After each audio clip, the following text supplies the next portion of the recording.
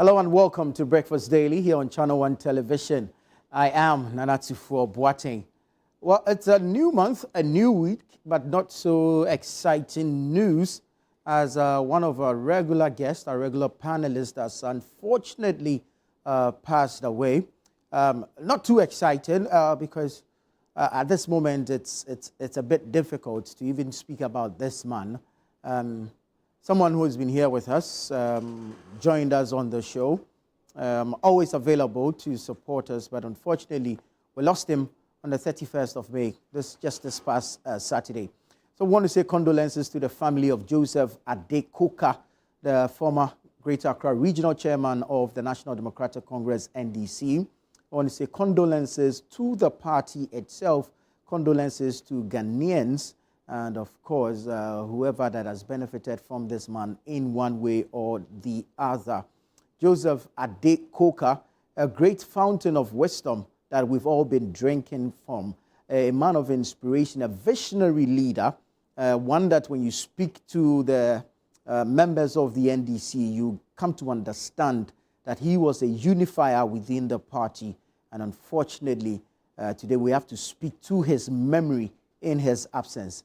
Quite a difficult one, quite heartbreaking if you ask me. This is a man who shares a lot of insights, brings a lot of perspectives to national issues, one who has contributed his quota to Ghana football. I mean, the history of Ghana football cannot be written without the contributions of the likes of Joseph Adeoka, from his days at Great Olympics all through and rising through the ranks to become Vice President of the Ghana Football Association and all. I mean, and as you can see on your screens, this was him on the show with us here on one of such mornings, sharing his wisdom with us. And so it's quite heartbreaking that this morning we have to speak to the memory of this man who oozed a lot of intellect. And whenever he spoke, there was so much to take home from him. Quite disturbing. We are sorry. We want to express our condolences to the family, condolences to the National Democratic Congress, NDC, condolences to Ghanaians in general. What we understand is that he passed away at the Bank Hospital here in Cantonment on Saturday, the 31st of May, after a short illness. Say rest in peace to the stalwarts, a man of great intelligence, a man of great insight. A man with institutional knowledge when it comes to politics of this country, having been there right from the beginning of our Fourth Republic, our democratic dispensation, up until the time of his demise. We are saddened by his passing, and we wish that the good Lord himself will strengthen the family and see them through this difficult moment. He is one of us here, and so we want to take time out to eulogize this great man, Joseph Adeoka, former Greater Accra Regional Chairman of the National Democratic Congress, NDC.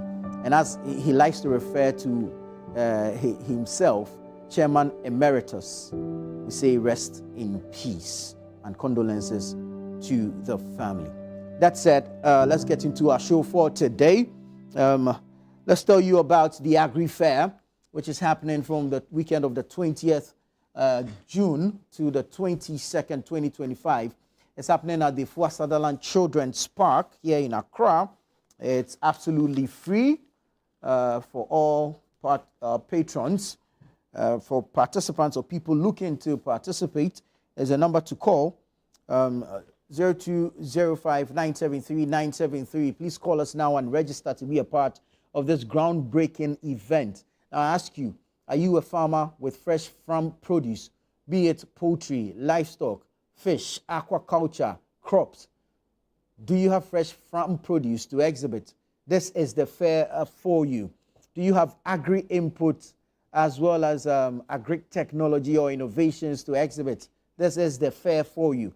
And so we want to see you from the 20th to the 22nd of June 2025 at the Fua Sutherland Children's Park here in Accra for the Agri Fair, which is brought to you by Channel 1 Television with support from 97.3 Citi FM, and proudly sponsored by the Ghana Exim Bank, Legacy Crop Improvement Center, DBG, that's the Development Bank of Ghana, and Zonda Technologies. Be part of this fair, which promises you innovations in the agri value chain, new technology in the agri value chain, fresh farm produce, aggregators, farmers, all assembled in one space.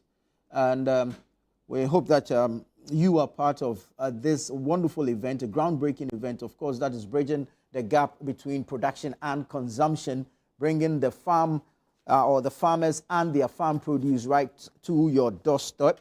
So come with your wallets loaded and come shop for fresh farm produce, spanning crop, livestock, poultry, fish, aquaculture, you name it. We have it all.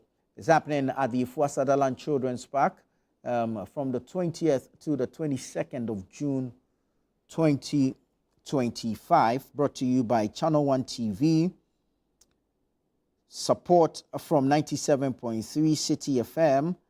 And of course, sponsored proudly by Ghana Exim Bank. And then you have Legacy Crop Improvement Center and Development Bank Ghana. I want to say thank you to our sponsors for being part of this absolutely fantastic fair that is scheduled to take place from the 20th to the 22nd of June 2025. Now, the month of June is here. We've been preaching the Citi Business Festival, and so we're taking off. Okay, from today, the Citi Business Festival is on all the way up until the end of June. That's the 30th of June. We're going to bring you on-air programming, on-air activities that will help shape and grow your business from the micro, medium, small scale business or enterprise, that entrepreneur out there, that business looking to grow and expand. This is the program or the event for you, the Citi Business Festival, which is happening throughout the entire month of June. Okay, it's not only going to be on-air programming, but we're going to have outdoor events as well. And we hope that you will be a part of this wonderful solution-driven festival that seeks to help you grow your business. We're going to have experts, industry giants, industry players speak to specific topics, both on air and as well at our outdoor events, seminars, workshops, boot camp. Just be a part of it. Look out for the programming on radio 97.3 Citi FM, as well as on television right here, Channel 1 TV. We're going to have the events or the activities on air programming starting off from today. So 10 a.m. on TV, we're going to bring you a very fair session. And of course, 9 a.m. on radio 97.3 Citi FM. The Citi Business Festival is brought to you by Channel 1 TV and 97.3 Citi FM, and is sponsored by Absa Bank, MTN Business, and Zonda Tech Ghana Limited. Absa Bank, MTN, Zonda Tech Ghana Limited. Thank you so much for sponsoring the Citi Business Festival. Okay, I'm going to bring you what's happening on the front page this morning. The newspapers are here quite in their numbers. A lot of them have gone to press today. And so we'll begin, of course, with the Daily Graphic newspaper this morning. Front page says, EVAT system. GRE signs on 3,000 businesses, 5,000 more prepared to onboard. EVAT system, GRE signs on 3,000 businesses, 5,000 more prepared to onboard. Ban on drumming and noise-making. GPCC raises concern over harassment, calls for stakeholder dialogue. Ban on drumming and noise-making. GPCC, as the Ghana Pentecostal and Charismatic Churches, raises concern over harassment, calls for stakeholder dialogue. Zoom Lion signs waste management deals in 3 countries. So obviously Zoom Lion is expanding its territory, breaking bounds and entering into other spaces, other countries. The story says Zoom Lion signs waste management deals in 3 countries. Then you have government supports Ghana Bauxite Company's smooth operation. Government supports Ghana Bauxite Company's smooth operation. I check out the back page. Of course, it has some sports stories. Nations FC abandoned match against Holy Stars. Quite a dramatic turn of events yesterday during that match between Nations FC, who are title contenders for the Ghana Premier League this season, and Holy Stars, where a second penalty was awarded to Holy Stars somewhere around the 33rd minute. But Nations FC players, together with their technical bench, refused to come back onto the pitch, challenging the award of that particular penalty. In other sports stories, Amwa's hat-trick keeps Kotoko's title hopes alive, and then you have Hearts beat Legon Cities. All right, so that's the Daily Graphic newspaper this morning. I'll bring you the Ghanaian Times now. Ghanaian Times says, boost for cocoa sector. President hints of processing factories for growing areas, good producer price for farmers. Boost for cocoa sector. President hints of processing factories for growing areas and good producer price for farmers. Government affirms support for smooth operations of Bauxite Company. Government affirms support for smooth operations of Bauxite Company. Then the Zoom Lion story is here again. It says Zoom Lion strikes deal to manage waste in Nigeria, DRC, and Ethiopia. Zoom Lion strikes deal to manage waste in Nigeria, DRC, and Ethiopia. Then you have quite a disturbing one here that says 10 killed, others injured in Sogakope Akachi road crash. Quite an unfortunate one. I would say condolences to the families of the deceased, and we wish the injured speedy recovery. 10 killed, others injured in Sogakope Akachi road crash. That's the Ghanaian Times. A number of sports stories also on the back page. So grab a copy of the Ghanaian Times this morning, and then you get the details. Daily Guide this morning says, government assures Ghana Bauxite of support. Government assures Ghana Bauxite of support. Wontumi files for Iyoko bail variation. Wontumi files for Iyoko bail variation. Report today or be declared wanted. OSP to Oforiatta. Report today or be declared wanted. OSP to Oforiatta. Then you have the MTN Euros of Change. Dr. Dramna Buaji tops all. And UK backs Morocco's Sahara Autonomy Plan as most credible solution. That's the Daily Guide newspaper. The Herald is here. What's the Herald saying? Legal chaos between Wontumi's wife and lawyers keeps him detained. Legal chaos between Wontumi's wife and lawyers keeps him detained. Police intercepts 6,000 parcels of weed on Volta Lake. Police intercepts 6,000 parcels of weed on Volta Lake. Franklin Kujo tells suspended Chief Justice to give up gracefully. Franklin Kujo tells suspended Chief Justice to give up gracefully. New team boost efficiency at Ghana's embassy in U.S. That's the Foreign Affairs and Regional Integration Minister, Samuel Okudzeto-Ablakwa, speaking there. He says new team boost efficiency at Ghana's embassy in U.S. Angola posthumously honors Captain Kojo Chikata with state medal. Angola posthumously honors Captain Kojo Chikata with state medal. That's the Herald newspaper. Let's get into the Ghanaian publisher. The Ghanaian publisher says, posterity is watching. Afenyomakin to NDC. Posterity is watching. Afenyomakin to NDC. Minister extols Bauxite Company, assures them of government support. And that's the Western North Regional Minister, Wilbert Petit-Brentum, extolling the Bauxite Company and assuring them of government support. Mahama praises Sami Gyamfi, and it comes with a picture of the president and the chief executive officer of the Ghana Gold Board here. And the story says Mahama praises Sami Gyamfi. Then you have Kofi Aban faces contempt in the land case after being served with suit. Kofi Aban faces contempt in land case after being served with suit. That's the Ghanaian publisher. When you go to the back page, you have a picture story of the minister's visits to the Ghana Bauxite Company in Awaso. Okay, that's the Ghanaian publisher there. I'll bring you the News Center. The News Center says, government to borrow 6.7 billion Ghana cedis in treasury bills auction. Government to borrow 6.7 billion Ghana cedis in treasury bills auction. 50 million CD bill meant to silence and punish Wontumi. That's the former Vice President, Dr. Mahamudu Bawumia, speaking. 50 million Ghana cedis bill meant to silence and punish Wontumi. Kumasi Tamale airports extend operational hours. Kumasi and Tamale airports extend operational hours. Telcos to face fines and customer paybacks over poor service. Telcos to face fines and customer paybacks over poor service.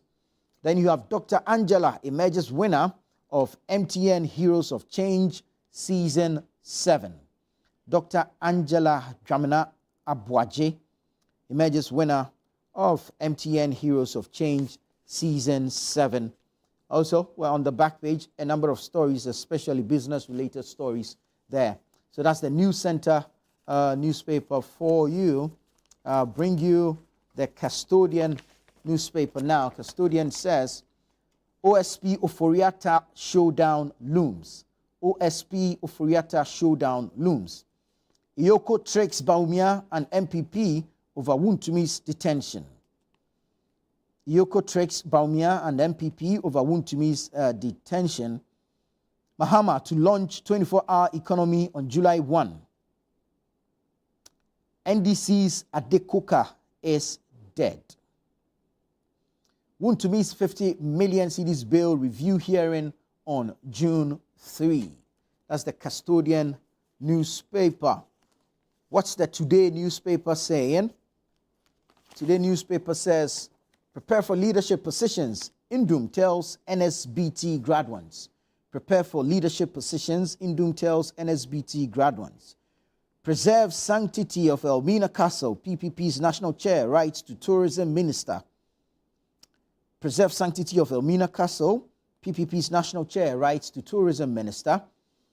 Empower schools to dismiss recalcitrant students. EduWatch to government. Empower schools to dismiss recalcitrant students. And government to announce new cocoa price in August. That's the Today newspaper. Let's get into some business stories and check out the Business and Financial Times, which front page says, Zoom Lion expands African footprint, secures Lagos contract, and signs waste management MOUs with Congo and Ethiopia. Zoom Lion expands African footprint, secures Lagos contract, and signs waste management MOUs with Congo and Ethiopia. In other stories on the front page of the Business and Financial Times, BNFT, you have Employers Association holds 4th Annual Leadership Conference. Employers Association holds 4th Annual Leadership Conference. Government assures support for Ghana Bauxite's smooth operations. Then you have fuel prices set to fall by up to 9% as Citi strengthens. Fuel prices set to fall by up to 9% as Citi strengthens. ADB MD urges manufacturers to leverage current economic environment for growth. ADB MD urges manufacturers to leverage current economic environment for growth. Now, on the back page, government deepens chieftaincy role in local governance and development. Government deepens chieftaincy role in local governance and development. Then you have over 100 cashew sector actors receive training. Over 100 cashew sector actors receive training. Now, I'm going to take you online briefly and bring you some stories from our web portals. We'll start off with Channel 1 TV. What story are they leading with this morning? Channel 1 TV, channel1news.com says, Oforiatta to miss June 2 appearance before OSP. Oforiatta to miss June 2 appearance before OSP. We know that the former Finance Minister Ken Oforiatta has communicated his inability to attend upon the invitation of the OSP in person due to a negative turn to his health. And so he's unable to make the trip to meet the OSP in person. So the story says Oforiatta to miss June 2 appearance before OSP. Let's get into some other stories. More explosive dossiers to drop as attributed to Nukmenu. Nukmenu is the NDC's secretary or general secretary for the Greater Accra region. No, he's the organizer rather, regional organizer, I beg your pardon, Greater Accra regional organizer for the National Democratic Congress. He was on the Channel 1 newsroom with my colleague Charles Owusu-Kumi, and he says more explosive dossiers to drop. In other stories from that same interview, Ablekuma North, let's go for a rerun, NDC demands. And that's Nukmenu making that demand on the Channel 1 newsroom last night with Charles Owusu-Kumi. On the matter of Galamsey, 38 arrested in regional raids ordered by IGP. 38 arrested in regional raids ordered by the IGP. CSA flags over 40 loan apps for cyberbullying and data abuse. CSA, that's the Cybersecurity Authority, flags over 40 loan apps for cyberbullying and data abuse. Show up by June 2 or face Interpol red notice. OSP warns Ken Oforiatta. Show up by June 2 or face Interpol red notice. OSP warns Oforiatta. However, we know that Mr. Oforiatta, Ken Oforiatta, is unable to make it. He's communicated saying that his health has taken a negative turn, and so he may not be able to make it in person. We are waiting to see what the OSP's response will be regarding this particular matter. Of course, there's the sad one here. NDC's Adeoka passes on. Quite a sad one for all of us here at Channel 1 TV. And once again, our condolences to the family of Mr. Adeoka and the National Democratic Congress, and of course, Ghanaians at large.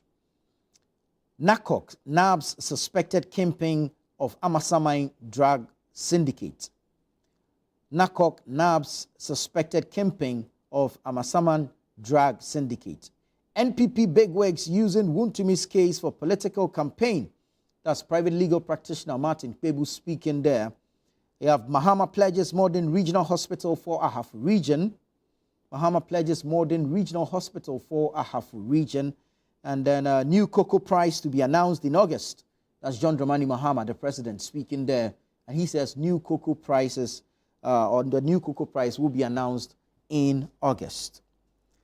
Crash on Bole Damango Road kills rider, another severely injured. Quite a disturbing one. Let's go to citinewsroom.com. They're also leading with a story involving the former Finance Minister Ken Oforiatta and the Office of the Special Prosecutor.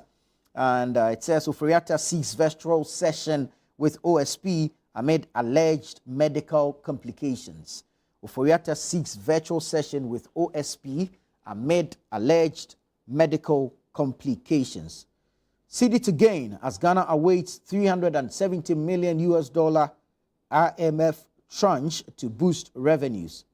Citi to gain as Ghana awaits $370 million IMF tranche to boost reserves.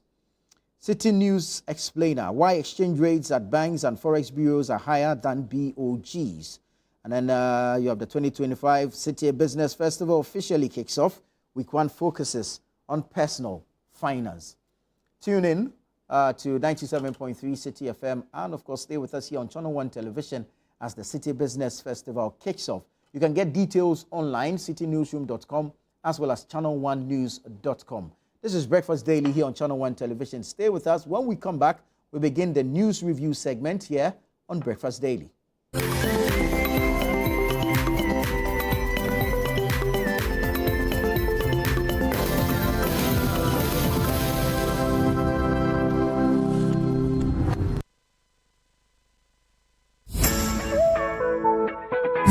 June, the business wave is back and it's bigger than ever. The Citi Business Festival 2025 on Citi FM and Channel One TV, where it's all about business. This June, we will be celebrating Ghanaian businesses, re-examining our business modules and practices through our business fora, and sharing knowledge through our on-air business discussions. Make a business date with the on-air series every weekday at 9 a.m. on the Citi Breakfast Show on 97.3 Citi FM and 10 a.m. on Breakfast Daily on Channel One TV. From expert interviews to real-world insights to the tools you need to grow. Don't miss a single moment this June. It's the Citi Business Festival 2025, celebrating everything business. Only on Citi FM and Channel One TV. Your business, your future, your time is now. Stay tuned, stay inspired, and let's grow together. The Citi Business Festival 2025, celebrating everything business. The Citi Business Festival 2025 is powered by 97.3 Citi FM and Channel One TV, and it's proudly sponsored by Absa Bank, MTN Business, and Zonda Tech Ghana Limited.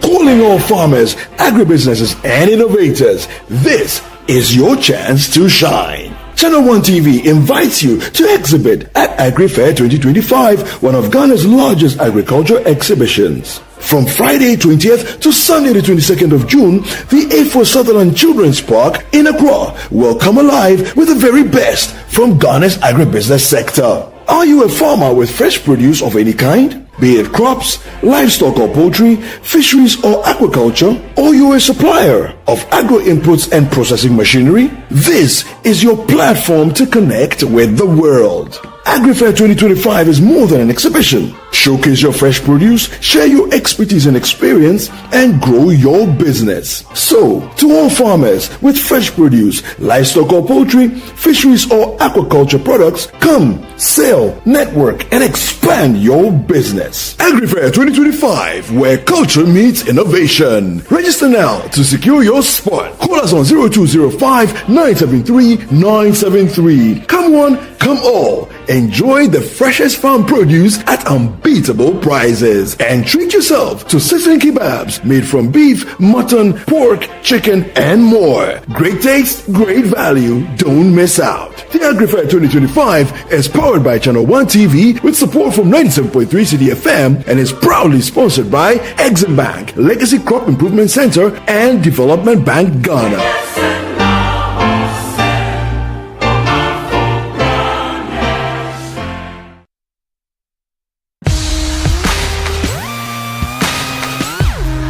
Looking for the latest buzz in Ghana's entertainment world?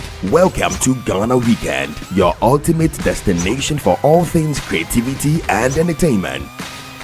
Stay in the loop with breaking news, exclusive interviews, and then insider stories from your favorite creatives and stars. From music, movies, fashion and art, lifestyle and culture, Ghana Weekend brings it all together.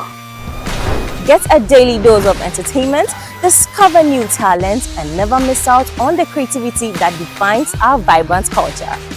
Stay connected with us across all platforms. Follow us on Instagram with the handle Ghana Weekend, on X Ghana Weekend, on TikTok Ghana Weekend, at Ghana Weekend TV on YouTube for the latest in entertainment, travel, and everything Ghana. Don't miss out. Join the Ghana Weekend family today. Ghana Weekend, where entertainment meets creativity. Visit GhanaWeekend.com now.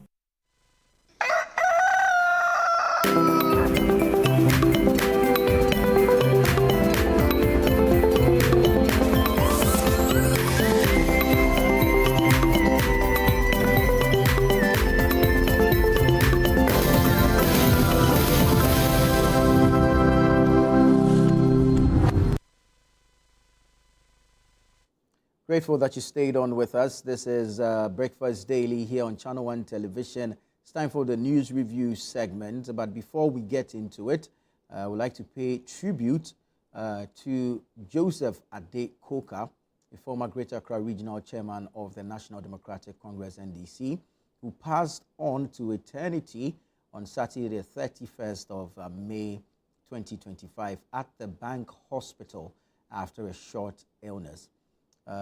Like I've mentioned earlier, he was part of this show.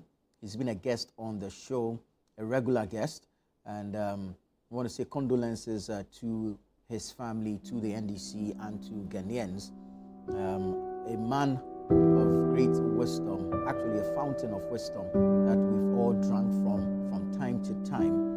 And it's quite unfortunate that we have to speak about him in his absence, but we eulogize him as should be done.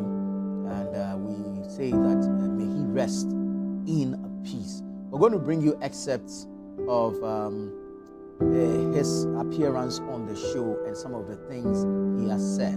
He's spoken to a number of issues on the show, including allegations of drug trafficking and money laundering, as well as an increase in utility tariffs, among a host of other topics. Let's take a look at the man, Joseph Adeoka. Say good morning to your viewers and to my two brothers in the studios. It's a long time I've been to this studio. Yes, indeed. Indeed. Now, Richard made a profound statement. I led the people of this country that something untoward has happened and we have arrested, we have seized so much load of cocaine. Then what is done is then to investigate. And more invariably, because we don't grow cocaine, we don't go the ports here. They have to collaborate with foreign intelligence agencies. Say, well, this cocaine came from this area, and then we think you can help us to locate who are the cartel or the drug barons there. So it then becomes an international investigation. You understand? So you don't expect the security agencies to come and give you daily updates, briefings on what they are doing. It's about the radio quarterly review, just been for 3 months. And this is an IM program that we are following. Because we decided not to abandon the IMF program until this final conclusion. But let's go back. What are we hearing from ECG?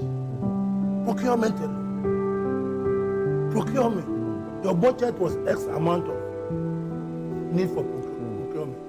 And you constantly what? Procured beyond even your budget. That's the mess we are in now. For 8 years, that you empower. You've left huge debts at ECG. Should the consumer bear the brunt of this? I'm coming. No, the consumer should not bear the brunt of this. I feel that the 14% increase is that government should probably... Joseph Adeoka, popularly known as Chairman Adeoka, was a prominent political figure within the National Democratic Congress, NDC, playing a pivotal role in the party for over a decade. He was first elected as the Greater Accra Regional Chairman of the NDC in 2009 and went on to serve 3 consecutive terms. He handed over the baton to the current regional chairman, Emmanuel Ashimo, following the party's internal elections in 2022. Though his tenure as chairman ended, Mr. Coker remained an influential voice within the party, frequently offering commentary and strategic insights on national political affairs. Beyond politics, Adeoka was also deeply passionate about football and the development of sports in Ghana. He served as vice chairman of the Ghana Football Association, where he played a key role in shaping football policies and promoting initiatives to grow the sports nationwide. His dual leadership in politics and sports made him one of the few public figures to bridge 2 of the most influential sectors in Ghanaian society. Adeoka was also widely respected for his bold advocacy, grassroots engagement, and unwavering commitment to democratic principles. He championed unity and discipline within the NDC and often contributed to national conversation on governance, development, and social justice. Your cameramen were there. At least go and look at the rushes of the tape and see where the policeman, if you look at where the policeman was standing and where the guy was, where Afenia was coming from. I mean, even a class 1 child will tell you the policeman did nothing wrong. Right. He's been invited by the police Yes. to assist in And investigation. the policeman should charge him for assault. I'm the policeman. I'll lodge the complaint and charge him for assault. Joseph Adeoka passed away on May 31, 2025, after a short illness at the Bank Hospital in Accra. May his soul rest in perfect peace. Today we honor the memory of the former Greater Accra Regional Chairman of the NDC, Joseph Adeoka. We wish him a safe journey unto his maker. We pray for strength for the family of the late NDC stalwart. And then, of course, we wish the NDC fraternity condolences. The football world also has lost a strong tower or a strong pillar, and we wish them condolences as well. This is Breakfast Daily here on Channel 1 Television. It's time for the news review segment.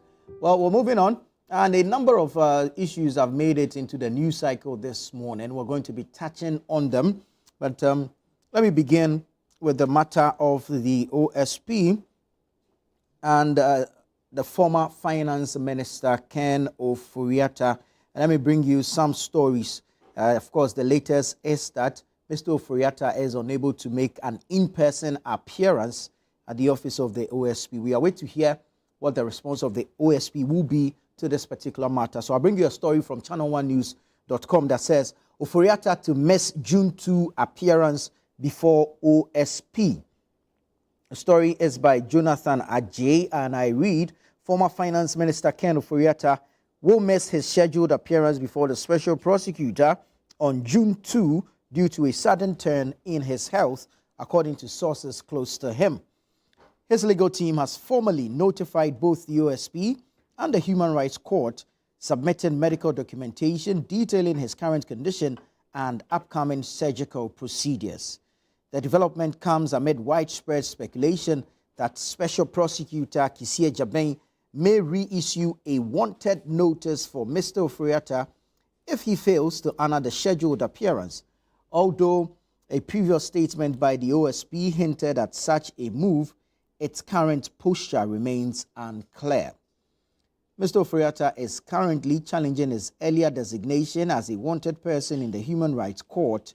The court is expected to rule on the matter on June 18, 2025.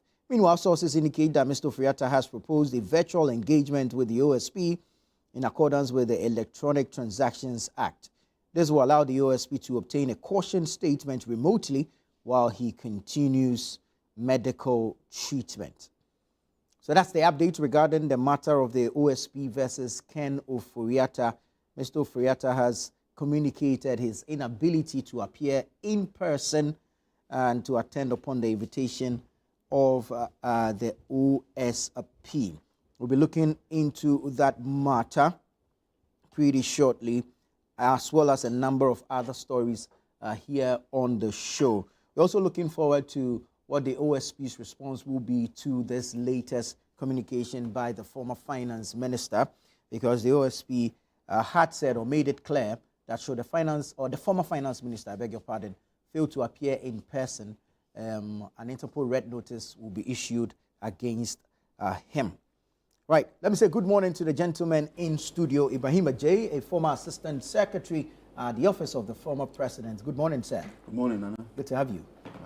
Thank you. Elvis Dako is the editor of the News Center newspaper, newscenter.com. Good morning, Elvis. Good morning. I hope your weekend was good. It's not that bad. Very well, very well. Once we are alive. Well, we're getting into our issues, but talk about being alive. Quite an unfortunate one. We've lost a stalwart of the NDC. A regular on this show, Joseph Adeoka, former Greater Accra Regional Chairman. Briefly, I'll give you gentlemen an opportunity to touch on his demise and how you received the news, and of course what you make of the person Joseph Adeoka. Firstly, my sincere condolences to his family, and loved ones, and to the NDC party as a whole, and within Ghana politics as a whole. Yeah. Those who recall the program, when it was on this program, I think 3 weeks ago. Yeah. And the exchange between me and him, I said, Nareche, which in Ghana means I've seen you for a long time. I've been on programs with him 20 plus years. And I mentioned on the program, you know, how he does his politics in such a civil way. He stands his ground, he's principled, as most of us are, and he will debate on the issues. And when the cameras are off, we're brothers. Yeah. And I'm sure my experience with him is the same for many people across the political divide. Yeah. So I saw the news yesterday, and you know, oftentimes you get these fake news reports, but I saw that was coming from Citi News and Channel 1, so I knew it was factual. Yeah. And I quickly called your producer, OJ, Richard Mensah, just to understand, because I knew it was real, but you wanted that confirmation. Exactly. You know, when you're dreaming, you want to know, am I awake? That type of thing. And he said, oh, Charlie, Anokwale, it's true. I said, what? I won't belabor the point, but only that we pray that Allah subhanahu wa ta'ala, God Almighty, will receive him well. He's a good spirit, he's a good man. And I said that when he was living, how much more now that he's no more. And we pray that God will have mercy upon him, as all of us, and the good that he's done will live after him. And any shortcomings, we pray for forgiveness, as we all are. Nobody's infallible. No. But he's a brilliant man. Again, sometimes you wish when the cameras are off, viewers can see the interactions that we politicians have with each other. I've known him over 20 years, across different platforms like this. So, Adeyawa Juba, Yawa Juba, sleep well. Sure. Elvis, Adeoka. When I saw the news, actually Saturday I traveled, so I didn't have time to look on my phone. So I got back late night Saturday. So when I woke up in the morning and I was there to check what's on the news, then I saw her there. I was like, oh, that was with him here just 3 or 4 weeks ago. Yeah. And to be frank with you, looking at physical appearance, I didn't see that he was not well. Yeah. So I'm like, oh, but the last time I saw him, he doesn't look like somebody who was ill. So I was taken aback by his death. And I think that my condolences to the family, the bereaved family. I think I'm a journalist.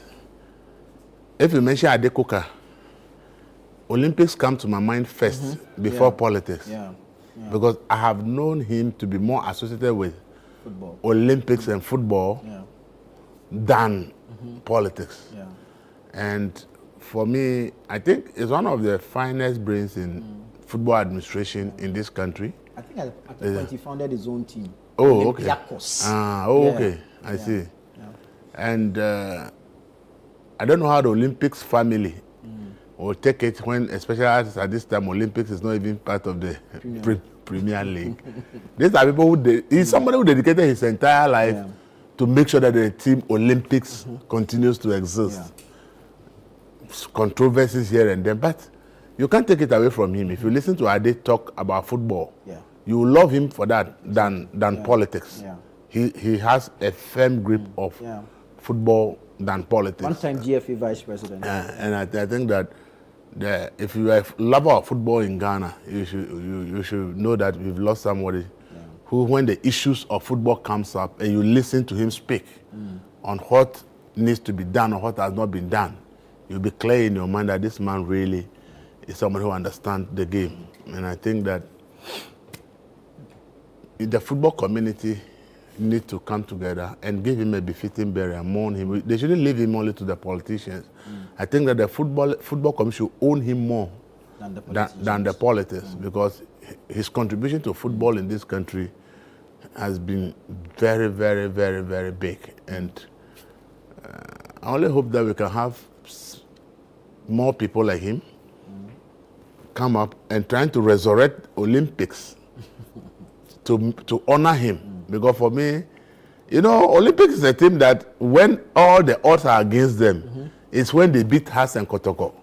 And then it changes the narratives in the entire league landscape. And for that week, it will be about Oli. How was Oli able to beat has, or how was able to beat Kotoko when it looks like that at that moment they are actually not performing well. But for whatever reason, if they meet Haas and Kotoko, they find ways of trying to upset them.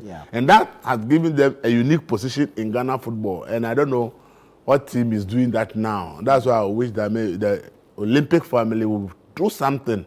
People will rise up and say, let's bring this thing back and give glory. So that's what I'll say about Adeoka. I remind more for football than in politics. Yeah. Very well.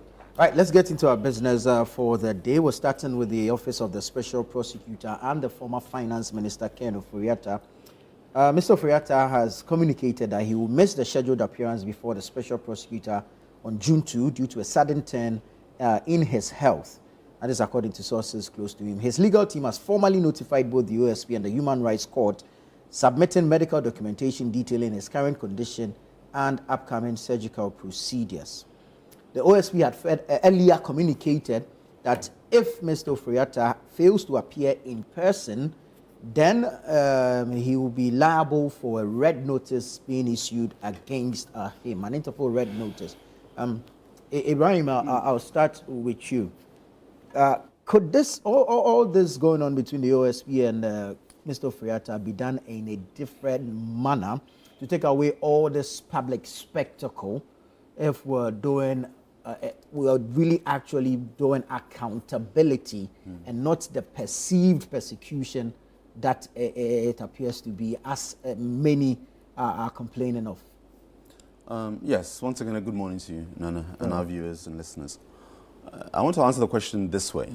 The OSP, per the act that brought it into being in 2017, is an independent body. Right. And given that independence, when we start to question how and the manner in which it goes about it, it somehow dilutes that independence. Right. We want, or not that we want, but we have given the OSP, the Office of the Special Prosecutor, powers to investigate any acts, alleged acts of corruption by public officers, politically exposed persons, and private sector persons who may be involved within the public space. And for the sake of transparency, the OSP may would want to demonstrate that there's no fear or favor. And if there is any person of interest, that information will come out into the public purview. Sometimes it's always good to stand in the position of the other person, and then you get a better understanding of the manner and way in which they are going about their business. Can they do it better? Well, better is an emotive word. Can they do it differently? The answer is yes. But then when you, differently how? In terms of what? A more private, nuanced, there's an allegation here, and we want to invite you to assist our investigation and answer certain questions that have come up regarding SML, which was the petroleum issue. Then you have the termination of the ECG contract. Then you have the National Cathedral. And then there was another one that I'm sure I'll remember it shortly. So these issues come and answer these questions, or help us with allegations of financial malfeasance, misappropriation of funds, or and the other one's the Ghana Ambulance, or Auto, the company called Auto Limited, the procurement of Ghana Ambulance to a company, and the procedures by which that contract was given out. So we have the details of the alleged charges, or the areas in which they want Ken Ofori-Atta to come and assist them with their investigation. Whether you do it publicly or privately is for the beneficiary, if I can put it that way, of the request for investigation to determine. Honorable Ken Ofori-Atta has said that at no point has he said he won't come. His address, where he is, the medical treatment he's currently receiving, is well known to the OSP. His lawyers have indicated that if there's any issue, they can, again, forward whatever information they need. It's for the OSP to somehow accommodate his particular medical condition. And so, okay, and we understand. And nobody can say it's a last-minute plea.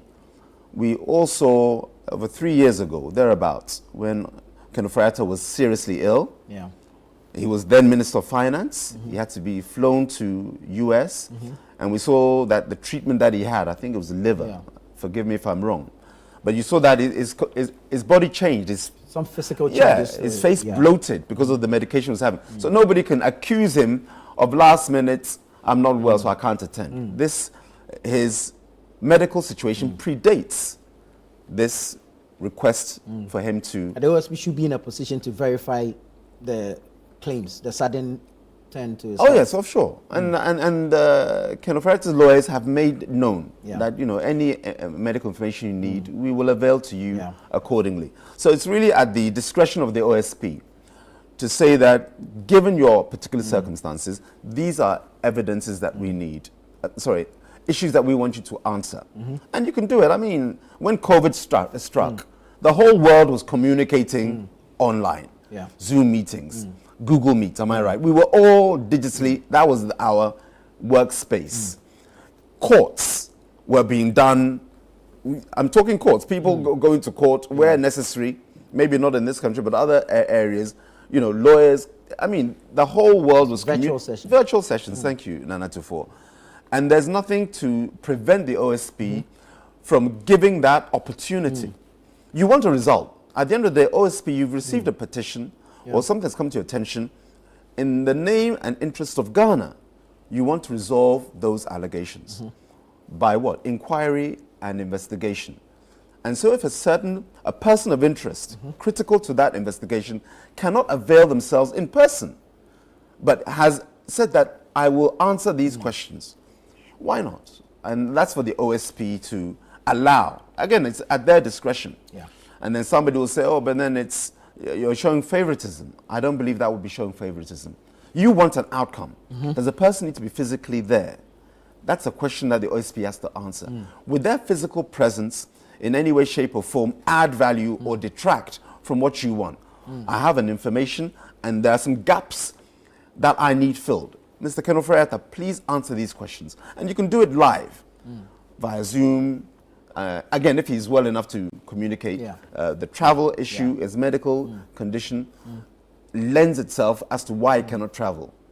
Thankfully, the Vice President is back in Ghana. Alhamdulillah, she's well. But she was been away for some months. So that tells you that travel can affect your health. Otherwise, once Her Excellency was treated, why couldn't she come back straight away? You need that time to recuperate. And I think you have to understand that it's not the unwillingness to travel, but its medical implications on you traveling is what is preventing Honorable Ken Ofori-Atta. That's why I cited Her Excellency, the Vice President, her delay from coming to Ghana following her treatment. So again, I'll leave my submission as the OSP to accommodate the reasons that I have adduced in my submission. Very well. Elvis, there are about 5 key issues under investigation. Petroleum and Minerals Revenue Assurance, that's the contract with SML. The ECG contract termination, National Cathedral, ambulance procurement, and GRE tax, P-fund management. These issues have been going on since January. The OSP has been, if I can put it that way, looking for Mr. Ofori-Atta since January. Will it take the physical presence of Mr. Ofori-Atta for the investigations to continue? Or the OSP can employ some of these other avenues, as Mr. Ofori-Atta is requesting a virtual session to proceed?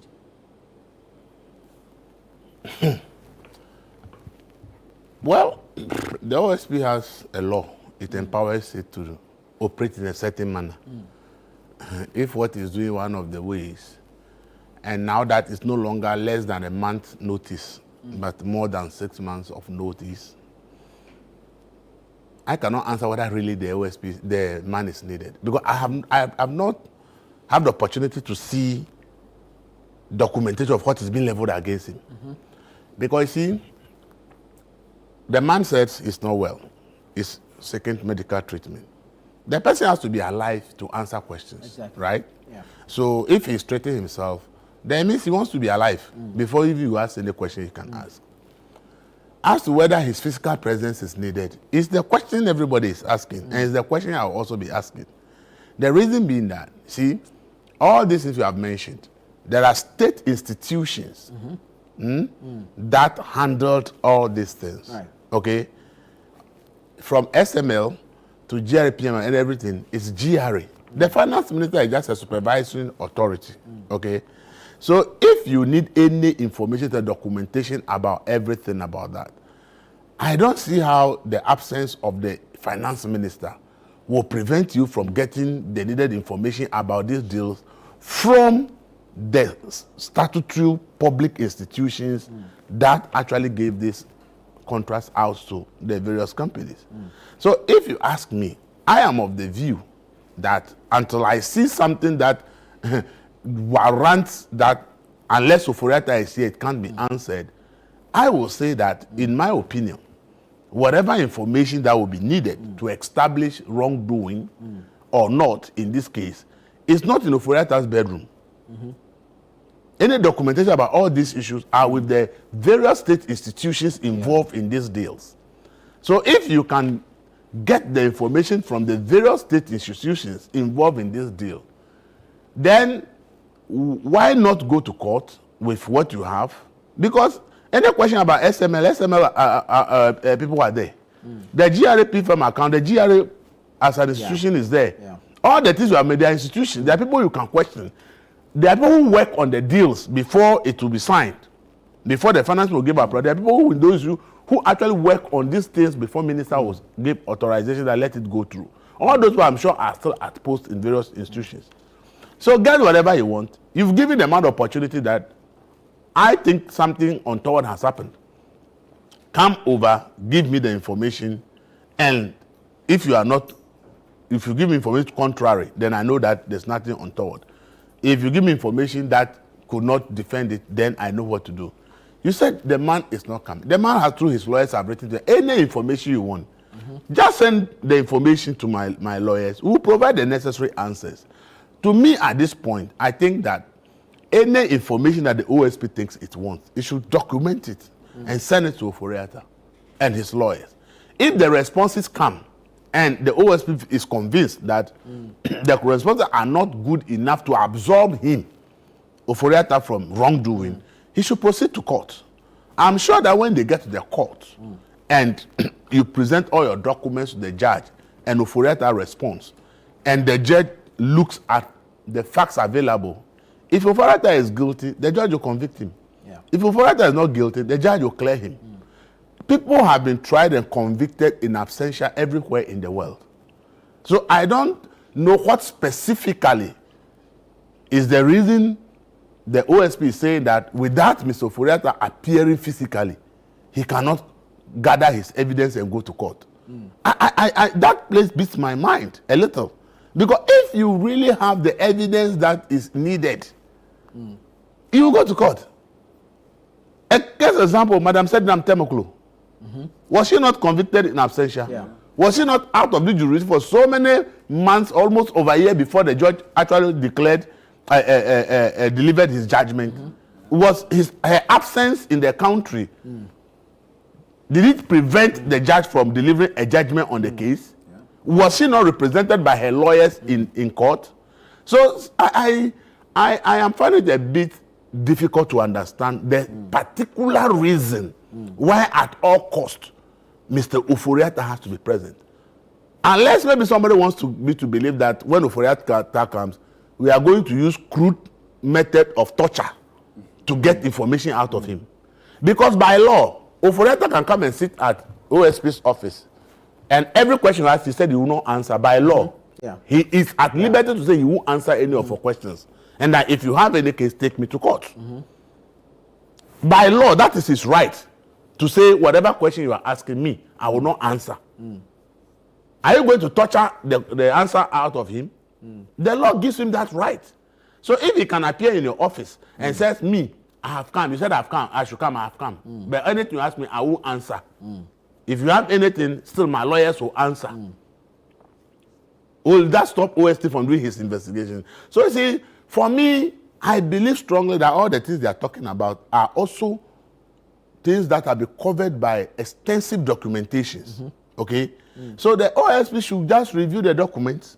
If he finds certain things that should not have happened, that have happened, list and write and ask for the specific answers you are looking for from the man, and send it to him through his lawyers as he has requested. If the answers come and you are not satisfied, go to court. If the answers do not come, go to court, because that's why the court is there. Because if Oforiatta comes and appears before you after that, you are not going to convict him in your office. You will still have to go to court and make your case for a judge to make a pronouncement. Just last week, the case against the nominated MC who said people took his money. Jabbing. Yeah. The High Court has ruled in favor of the guy. OSP has lost the case. Look at all the discussions about it as if the man was even guilty before court. But here we are. The court says, no, OSP, you have not presented enough convincing information to convince the man. The man is a free man. So I believe that investigations should be done and done in a manner that you can go to court and secure your conviction.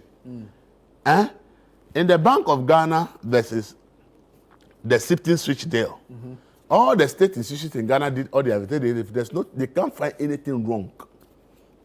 So Ghana was bound to pay $1.2 billion judgment there because that's the worth of the contract. The international lawyers Ghana has hired in London looked at the contract. They say, if you can't find anything fraudulent about this, there's no way you are going to win this case in arbitration. And he said, your internal investigations, they have not found anything untoward. So the lawyers said they will come to Ghana and spend 2 weeks in Ghana. And they came. When they came, they didn't talk to anybody. They told the Bank of Ghana that everybody that has played a role on that contract, they should just give them their email addresses and their any footprint of them online.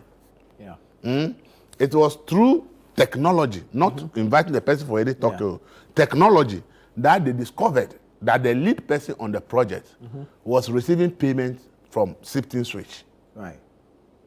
And they said, yes, you will give any argument, but in the national court, this is conflict of interest. You cannot say that you are providing service to a project you are supervising. And that was the evidence Ghana took to the international arbitration to win the case against Sifting Switch. They didn't talk to anybody. The world is moved from those Takashi way of doing things. There are several ways to get traces of information. The digital world, your traces can never be lost. So I believe that the things that have been listed there, the things that have been listed there, that those are the reasons why we are doing investigations.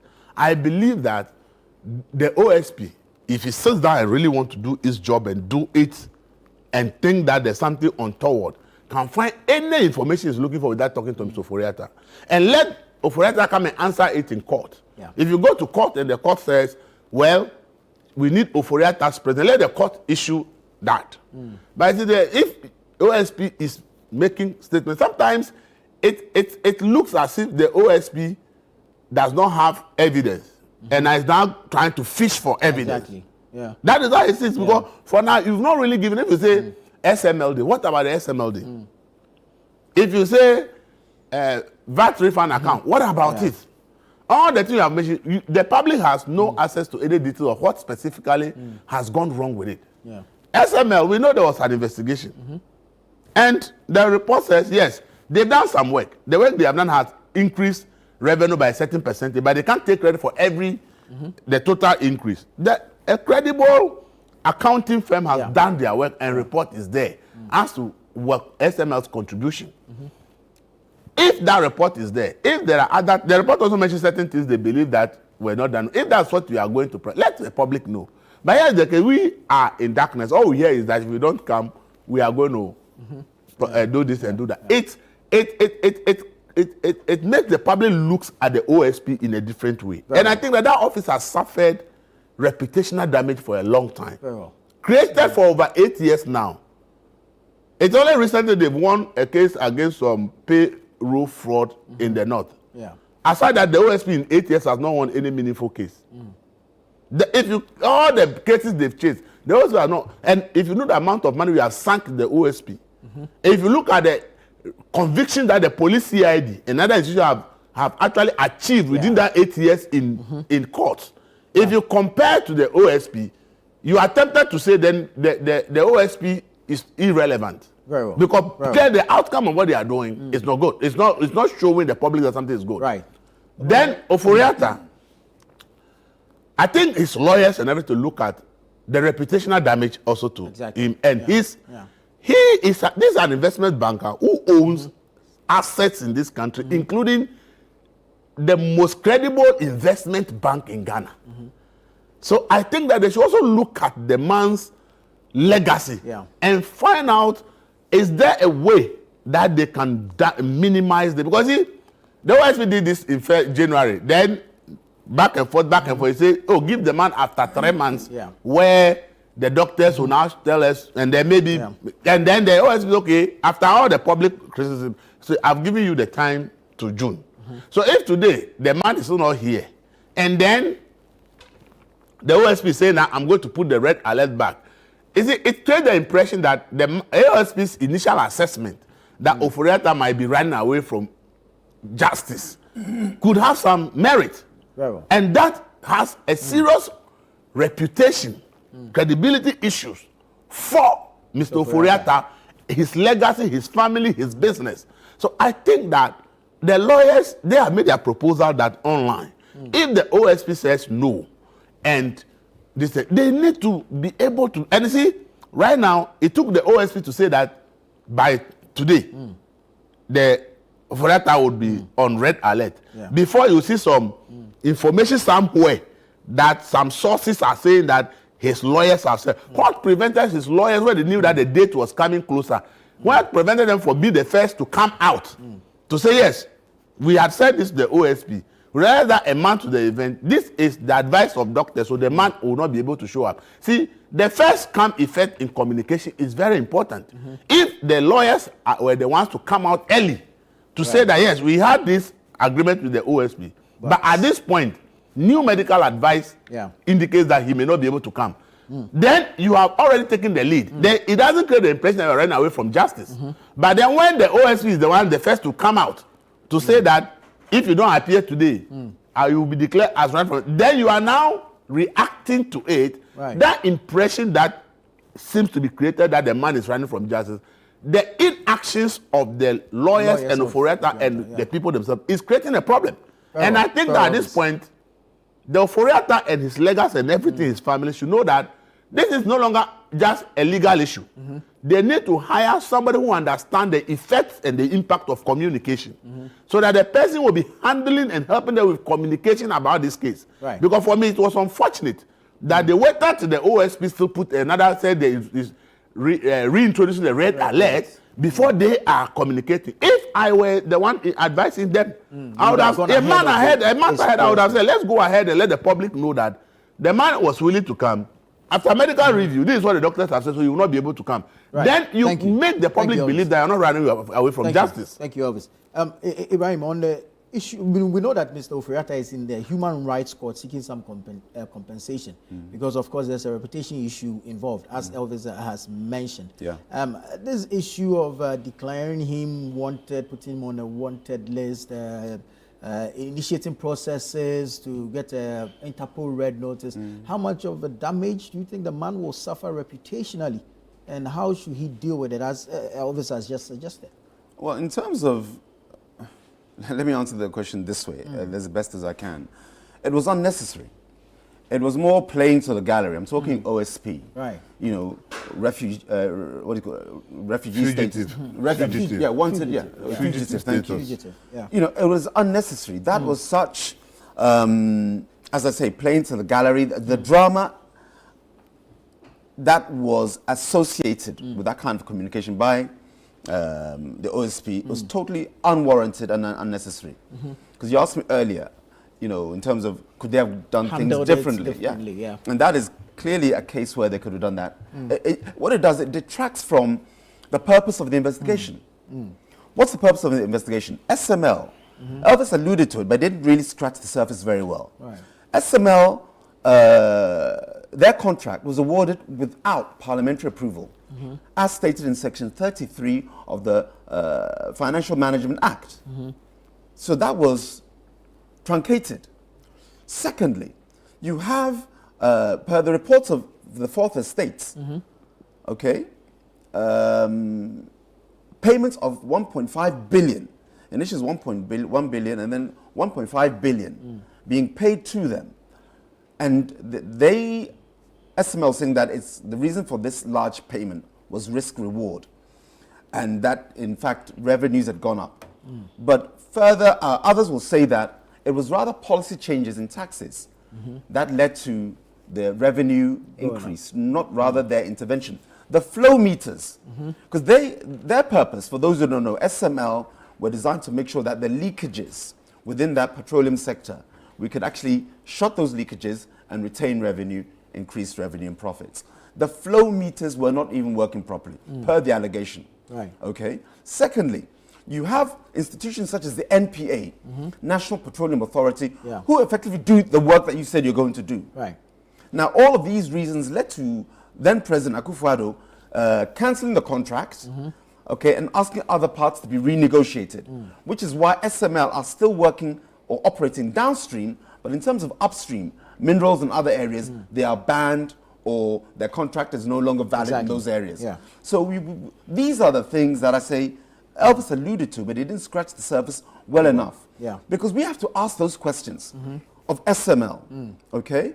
And then if you want to see the Minister of Finance's role within those areas, then you have those, institutions to help you, as has been mentioned in Elvis's submission. If he's not coming personally, and he's given good reason, and I've alluded to the fact that over 3 years ago, you have a clear case of medical history. So OSP, look to these factors. Because you're having Imani giving you the Franklin Kujo, helping you with their investigation. Fourth Estate also helping you with their particular investigations. I mean, you're having civil society groups separate to your own investigation, giving you certain intel, which is verifiable. Was there parliamentary approval? The answer is no. Hansard is there. Okay. The revenue leaks, were there a case of SML's intervention, or were there other policy changes? Let's look at the pros and cons to answer or address that question. Was the money warranted? 1.5 billion. These are the questions that OSP needs to hammer on. I'm just using that as an example. I know there are other areas, ECG, ambulance, and whatever, the National Cathedral. Hammer on those points and make your case, and then present it to court. So this thing saying that you're a fugitive, it just see, because of that, how many people have actually gone into the issues and are aware, including journalists, unless those of us who Google online, and saying these are the reasons. It doesn't come up in the commentary. Take any online publication, any what do you call it, media house within Ghana. Don't Google the issue, but Google those media houses, both online and traditional, and find out if they've educated us as to the core ingredients of the SML deal or the ambulance deal. The answer is no, to my understanding, fully. Because this, you're a wanted fugitive, has rather taken over the headlines and prevented maybe journalists from really exposing or fleshing out the issues for our consumption. So that's where the OSP has goofed with this drama. Give us the details, leave the drama alone. And Honorable Kenofrate, I said I will avail myself to answer the questions, though I cannot be there. And I liked how Elvis mentioned. Said Nantamaklo was not in the country, still is not in the country. She is indeed a fugitive in every sense of the word. She's been tried and convicted. Tried and convicted. So you are a fugitive. You are escaping the law. So, and there was no drama. Just due process. She was invited, she failed, and it's done. Do the same for Ken Ofrete, whereas the difference is he's saying, I'm available to answer your questions. Right. Very well. Elvis, final take on this OSP Ken matter, and then we'll move on to Chairman Wontumi. Yeah, as I said, for me, the courts are there, and I think OSP should go to court and do this. Brian Mishuba, the SMS, if you read it, it's clear where they went wrong, where things were not done well, and where things were done well. For instance, I talk about the parliamentary approval. Yeah. That is what it is the audit firm that discovered. KPMG. Yeah, there was no parliamentary approval. But there are other lawyers who argue that particular they don't think requires a parliamentary approval. And does the OSP need Ken's fiscal appearance to determine this? These are the issues. You see, the VAT refund fund. Yeah. They said monies that were there were misapplied. GRA, every money they issue out has trail as to who and who the money were issued to.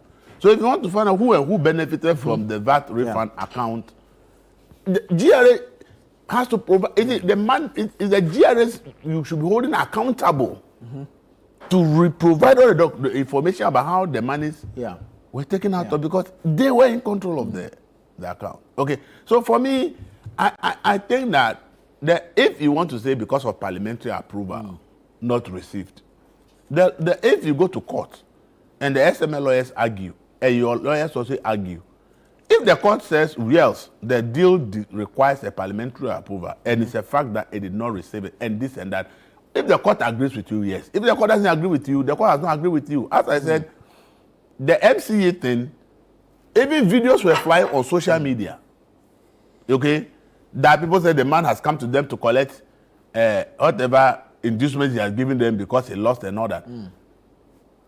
About 3 years of prosecution, the court said no, the guy is not guilty, right? So for me, these issues that we are going back on, you see, I always said that if investigative bodies decide to do their work in the media, they risk a lot of reputational damage, okay? The media want to hear it from the courts, that the courts has said this on this issue, the court has said that on this issue.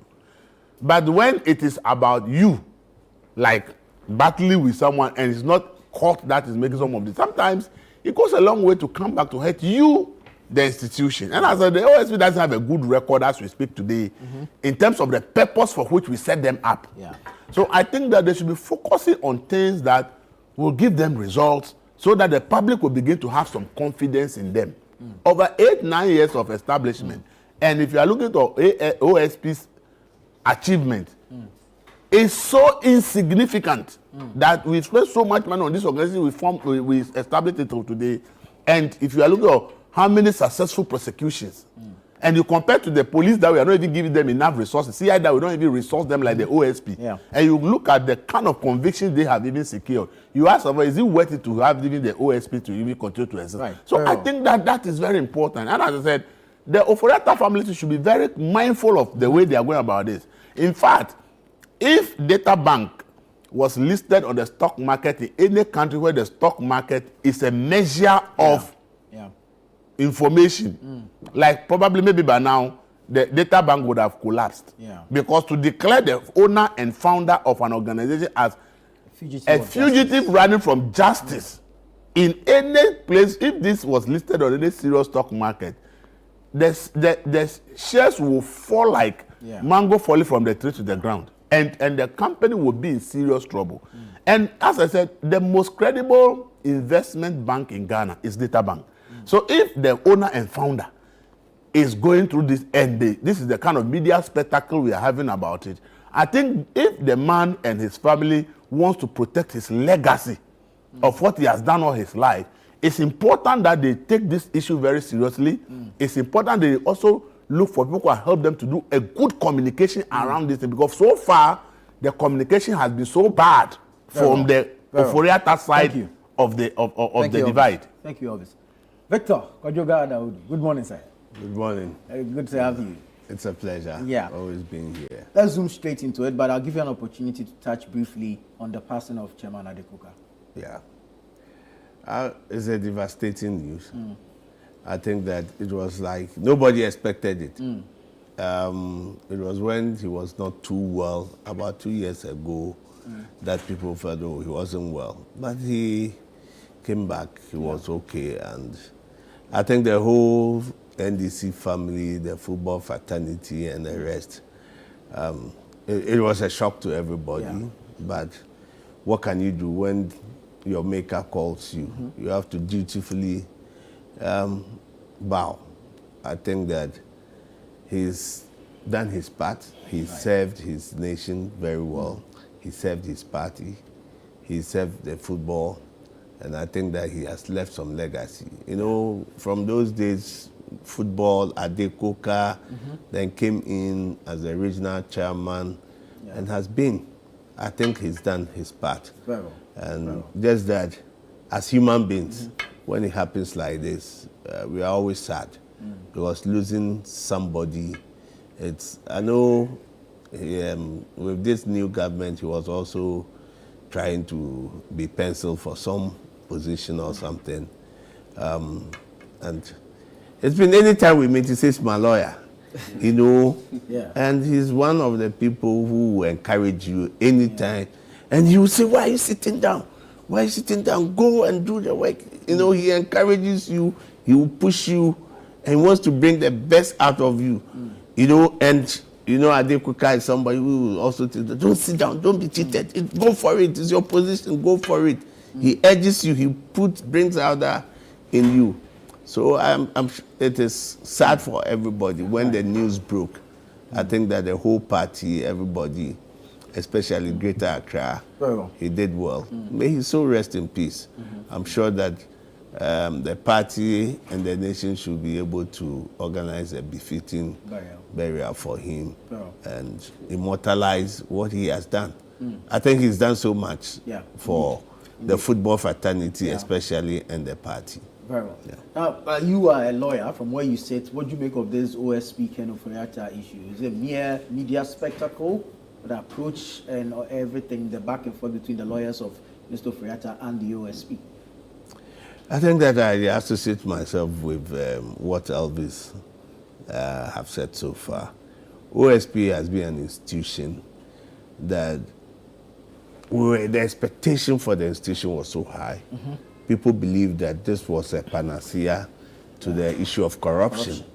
And whilst it will become like the feared ECC that we used, EFCC in Nigeria, where we had Rabidu, and the people, that's what everybody felt, that when it comes to corruption, but so far we haven't seen much. Or, you know, and the law says that they should publish what they have done, their achievement. I haven't seen any publication to tell me that there's been a major case that they've been able to break through, or this is what they have been able to retrieve. I think that it may not also augur too well for the OSP, because most of the issues are being run in the media. And you know, anytime it comes to the media is a bit polarized. They also put their own slant and embellishment on what happens. And I think for a former finance minister, Ken Oforiatta, it will do him very well. He has a reputation. Once he has a reputation, a former minister of finance, he has institutions and the rest, and this is back and forth. And you know, the allegation is also that we have been seeing him all over in and around America. He was in a restaurant and others. That does not mean that he's not well. If he's not well, medical issue is very, very crucial, very important. And even our courts recognizes that if somebody is not well, he must be allowed to seek medical attention. So I think it's the communication from his lawyers to him. And I've always been saying that, you know, I've realized something. I think we enjoy the politics of every issue more than the person who is even involved. They believe that the politics would, you know, the optics would cover the whole issue, or the main issue will fizzle out if we bring in the politics. But sometimes it doesn't play like that. You, the person, if you don't take time, you become the victim. You suffer. And I always tell people that the law in this country, it works. It works. Yeah. It is just that sometimes you see different strokes for different folks. But once they decide, the law enforcement decide that they want to enforce the law, you'll be at the end of the wrong place. You'll be at the wrong place because, you know, they look at faces, they look at people behind, but once the system decides that we want to enforce this law, that is, you realize that you will never have any favor with anybody when the system decides. And I think that this should be a matter that the OSP should look on it. If you want to declare him a fugitive, there are processes by which you can go. You have the power. You have some discretion. Do it. I think Oforiatta himself will serve himself and his relations good if he's able, through his lawyers, to communicate. I always say that, look, we are all human beings. It is rather a time you jaw.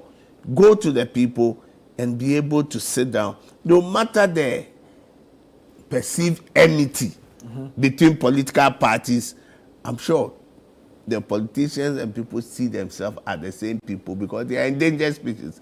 How many politicians we have in this whole country? The millions of people.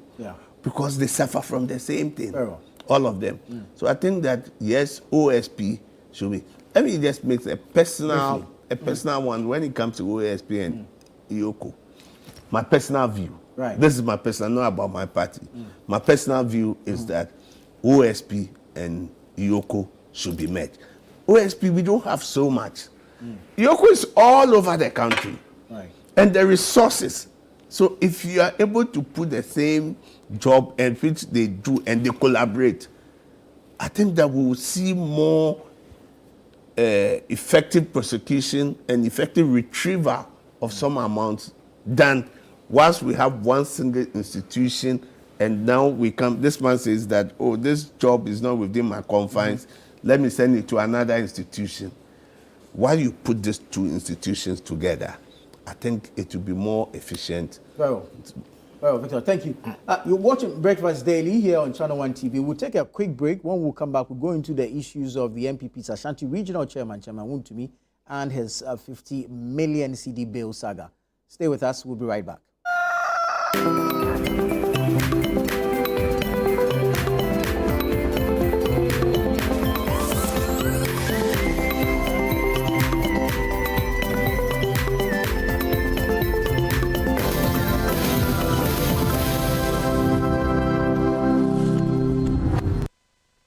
The Ghana Traditional Council, on behalf of the entire Ghana state, announces the annual ban on drumming and noise making as part of the sacred rites leading to the Homo Festival. Ghana mamu, timfe anali, akeshin, imlae niko wogma dumo, wongmehe, wokusuni, wokabachuni, The ban across the Ghana state will take effect from Monday, May 12th to Thursday, June 12th, 2025. However, Osu, La, Teshi, Nungwa, Tema, Boom, Pram, and Ningo traditional areas will observe their bans separately, with dates to be announced by their various councils. During this period, all visitors are required to comply with the following regulations. Religious activities to be confined within premises without the use of external loudspeakers, no drumming, clapping, or use of musical instruments in public places, no roadside evangelism or street preaching with loudspeakers. There will be no funeral or burial ceremonies within this period up until the 20th of June 2025. This practice is not only a cultural tradition, but also protected under the 1992 Constitution of Ghana, ensuring the preservation of our customs and identity. A dedicated task force, in collaboration with the Regional Security Council, Metropolitan, Municipal and District Assemblies, as well as the Ghana Police Service, will strictly enforce compliance. We urge all residents, institutions and visitors to respect this sacred tradition as we uphold our cultural heritage and foster social harmony. Nyacha, New Manyaba. Life can get hectic, and sometimes we forget to prioritize our well-being. That's where Verno Mineral Water steps in. A refreshing solution packed with essential minerals, Verna Mineral Water keeps you hydrated and balanced. Whether you're at home or work, Verna Mineral Water is there to keep you going. Don't let a busy schedule hinder your health. Make Verna Mineral Water a part of your daily routine. Share the love with Verna Mineral Water, the choice for a healthy, vibrant you. This advert is FDA approved.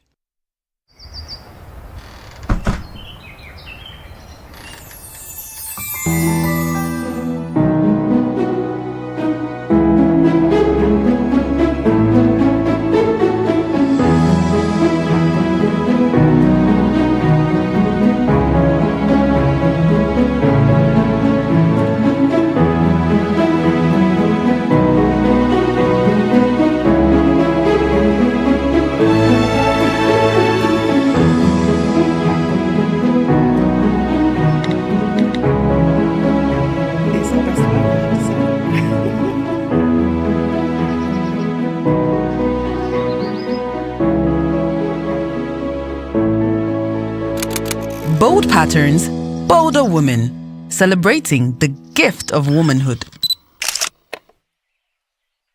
GTV, life styled. Every day, people have money emergencies. Ma, I need my school fees emergency. Mommy, chop money emergency.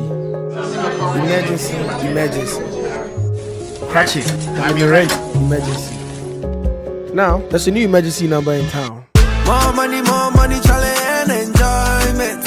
At the top life we got. Dial star 770 hash for all your money emergencies and chop life. Dial star 770 hash for money emergencies and get easy and quick access to your money, loans, and other banking needs. EcoBank, the Pan-African Bank.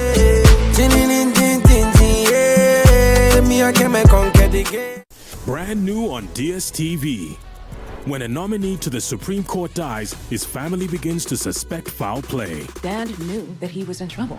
Hollywood's darkest scandals are exposed in this gripping 6-part documentary series.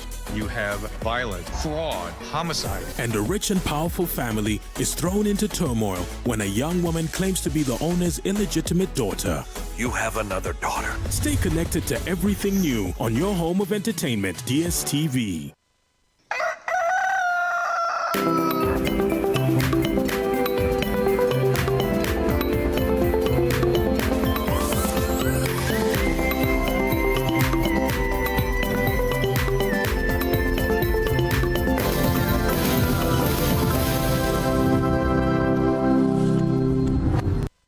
Hello again, this is Breakfast Daily here on Channel 1 Television. We're still having the news review segment.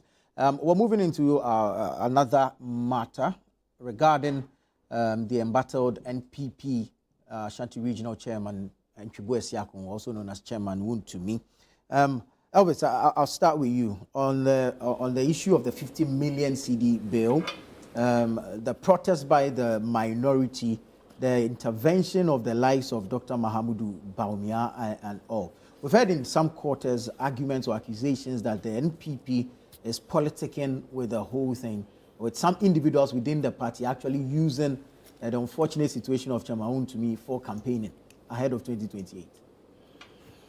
Oh, before I come to Wontumi, I think lawyer raised issue about Ioko and OSP merging. You support that? No, in fact, you see, this country, I've told you that you see, we try to run away from problems instead of solving them.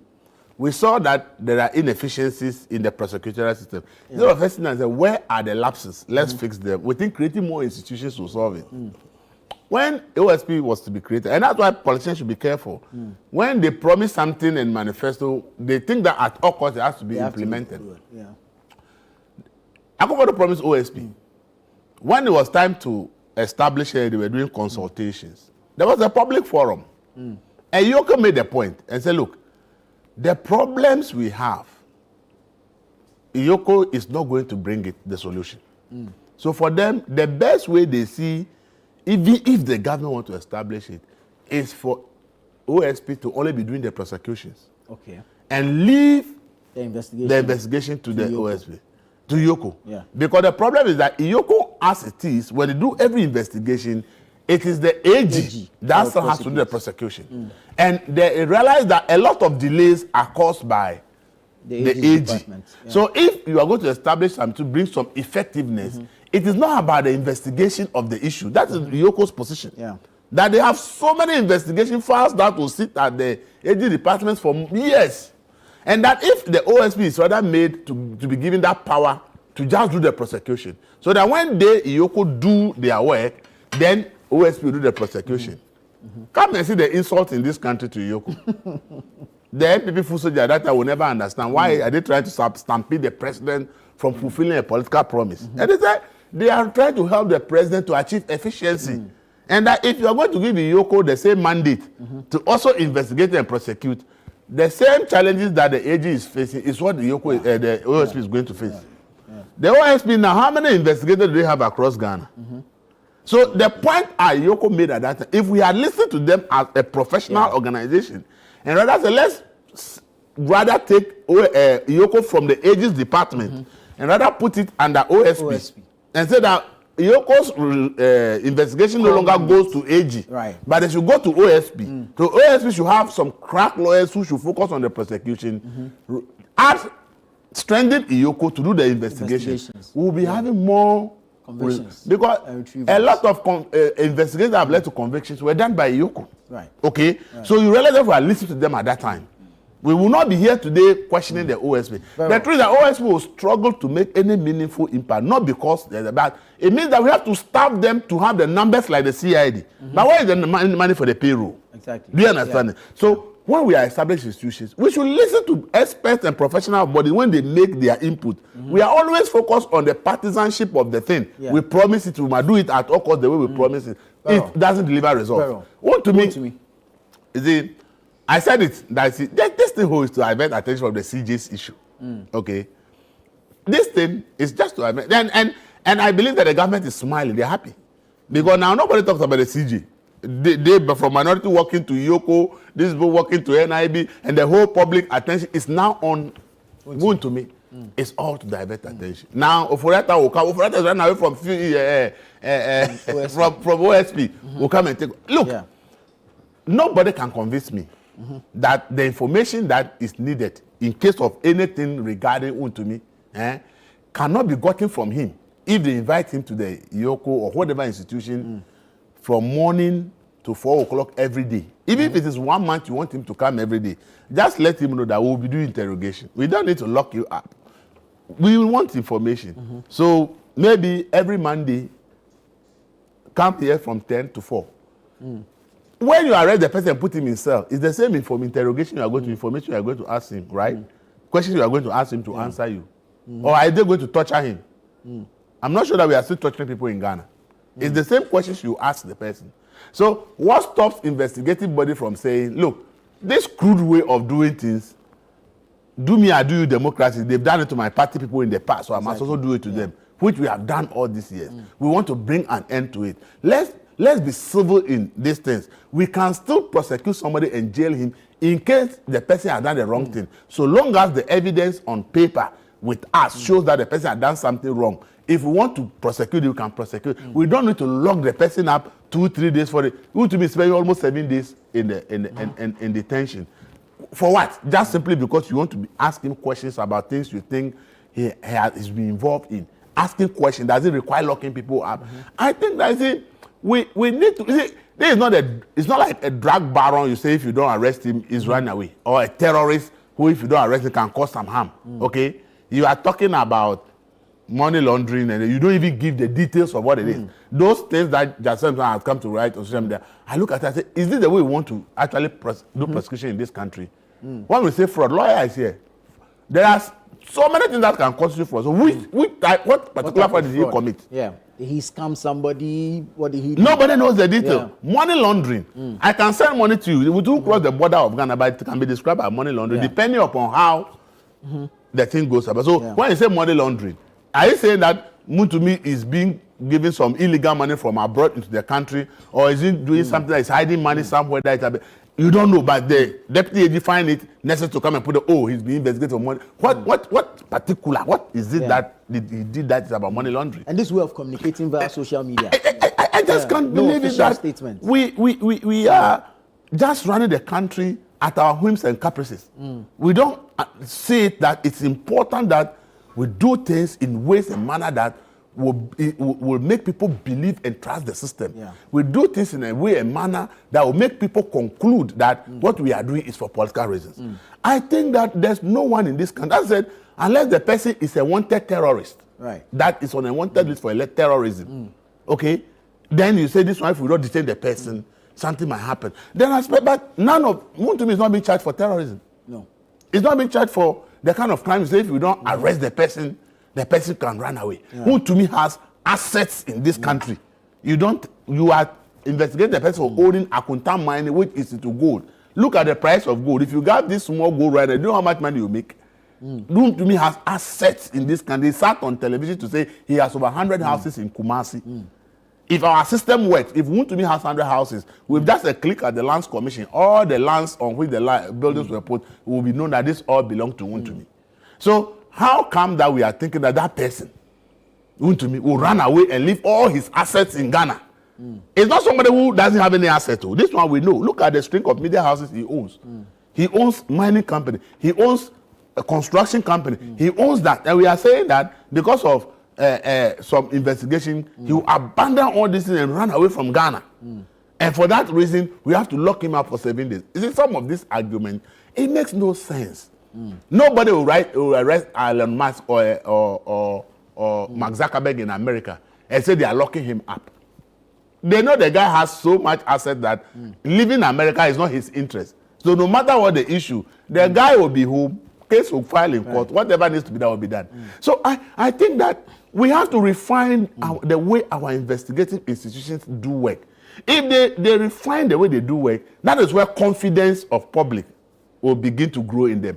But when you continue to do things like this, question is, for 7 days that you are detaining Wontumi, what exactly are you telling me? What questions are you asking to me for 7 days? There are people who are detained for these institutions and they are not asking any questions. They are just arrested and locked up. They just lock them. They won't ask them any question. They just lock them up until they feel like, let's release him. Then they release the person. This is how our security, they have become like terrorists, okay? And as I've said it, look, when politicians use state security apparatus to threaten and harass the citizens, they should be careful. Because then when the same state security apparatus that you are using to harass the citizens now overthrow the politicians, then the same politicians who were using the security agents to threaten the citizens now run to the citizens and say, let's hit the road and demonstrate that these security agents should give power to politicians. This is how the politicians look at it though. You are using the system to threaten and harass the ordinary people.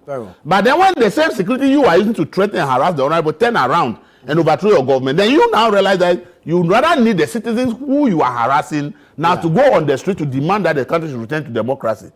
Politicians should be careful. I don't see how in this day and age it's not terrorism, it's not armed robbery, it's not something that this is somebody who has so many assets in Ghana, which you should clearly know that this guy cannot run away and leave all his assets in Ghana simply because somebody says investigating. You can do this investigation. You can give one to me that, look, I need you for 1 month. Every day, 4 to 10, come to this institution. Let's investigate. And you see, the reason it's political is crude is this. CID invites him. And then he goes to the CID headquarters. And by the time CID we have granted him, Iyoko is lurking at the gate. Gram, they arrest him. Iyoko carries him to Iyoko. When people mass up there and they say, oh, now he's at NIB. And then this is what you realize. This should tell you that they are not really looking for anything meaningful. That is my conclusion. Because if you are looking for anything meaningful, I think that you can still get it without going through all these crude means of just teaching the person a lesson. And this is mostly about, we want to teach him a lesson. So let's teach him a lesson. Thank you. We cannot continue this way. We don't build the country in this way. Right. You speak to me about Chairman Wontumi and what has happened so far. I can only echo what Elvis has said. And I would hope, for the third time, I would hope that politicians across the divide learn lessons, both NPP and NDC. Because it has been said, even within our quarters, I'm talking MPP, that power doesn't last forever. The same, and the NDC said the same thing to us. True. At what point, this is, I'm dovetailing from what Elvis just submitted. At what point will we recognize that let's put the interest of the state first when we're dealing with persons who are politically exposed, and work in a manner that says that I'm working with clean hands. I'm talking the state. What has Chairman Wontumi done to warrant 7 days in the cells and the whole machinery? And let us be. I think he's been there for 5. It's coming. We were here in the studio last week. Manochi, we were here. Yeah. Myself, Elvis, and Chairman Sorogo, Amadou Sorogo, and we talked about this issue that is going to. Today 7 days. Yeah, today 7 days. It was arrested May 27th. It was some Monday. Monday you went to the CID. Yes. And it was Until arrested Monday. Tuesday. He was arrested Tuesday. So Tuesday he was arrested. From Tuesday to Monday, 7 days. Yeah. Tuesday, you get me? Tuesday to Monday, 7 So days. what warrants that? You have an allegation. The key thing that we've been made aware is money laundering. I understand. So go through the due processes. Because this, like I was said, do me or do you. And I'm speaking both to NPP and NDC on this issue. Look, power changes. Some time ago, I was in power as my party, and Victor was on the other side. We met on Joy News some time ago. Do you remember? Yeah. They were in power then. I said, Charlie will kick you out. It came to pass. Lo and behold, now I'm sitting and he's sitting. I mean, it will change. Change is the only thing that's constant in this world. You know, it's such an anachronism. Change is the only thing that is constant. Having said that, the only thing that should drive our politics is the integrity of what we're doing. So to the NDC actors behind the scenes, and there are actors behind, we shouldn't sugarcoat it. They say, baby, you guys also did it. So where we did it and we're wrong, we have to change. Where you're doing it, you're wrong, you have to change. You have an issue, spell out the issue so that you can arrest him with all the necessary charges detailed, then he knows where he stands. I remember when after Advocacy Wontumi, I'm not going back in history, he was on a 20 million Ghana cedis bail, okay, for the judgment debt. 54 million Ghana cedis that money is supposed to pay. Yes, but the bail that was given was 20 million at the time. There was no detention, no house arrest. I'm not comparing, I'm just saying that I'm just using something that's comparable. A politically exposed person, I'm talking after Advocacy Wontumi within the NDC, likewise Chairman Wontumi within the MPP. And in fact, but for Wontumi, there were clear charges preferred against him. And in fact, this was even 2012 when his party was in power. Do you get me? I'm just using as an example, not to compare, that let us do things differently and better, so that moving forward, we won't go on a partisan route, but both sides will say, "Oh, you did this, and these are the charges," and let the courts determine the outcome, because it will never end. And for those who think that you're in power forever, it won't happen. And God willing, inshallah, when MPP comes, we won't be in power forever as well. So now is the time to put Ghana as the key winner of any issue that we have against a person of interest. Prosecute the person based upon the issues that have come to your attention. I'm talking the state.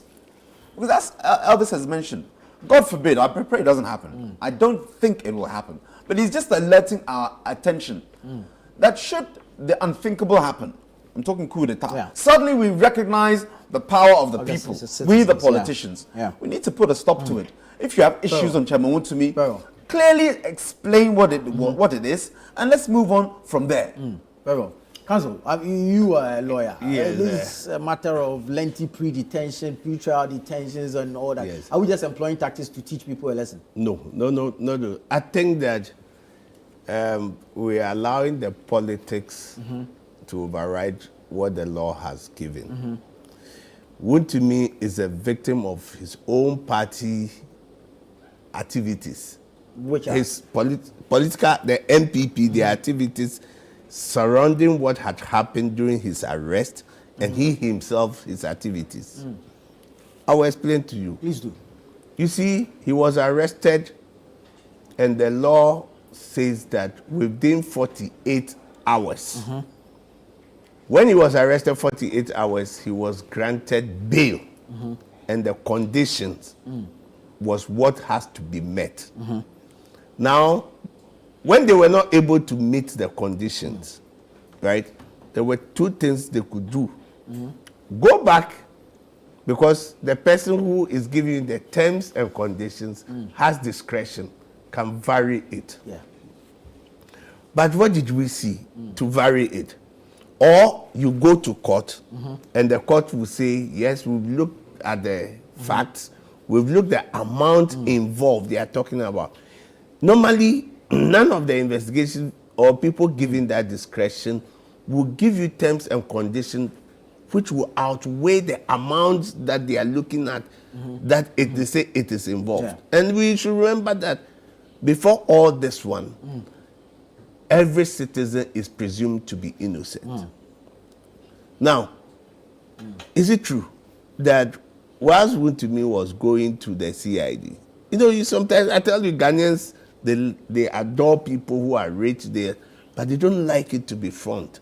And you see, when you are going to these investigative agencies and you adopt a belligerent position or to show that different strokes for different folks, they will also teach you and say, look, the law has given us some power to detain you. If you cooperate with me within the 48 hours, I can allow you to go. If you don't cooperate with me, I can go to court and keep you. But he didn't cooperate with the CID. No. CID, when he was going, what did you go with? I understand. Is the allegation, or is it true, that he went with a Bentley with a horde of people, crowd following him? The next day, I'm coming. The next day, you go. Wait. The next day, you go with a Ferrari, right? Yeah. To show off.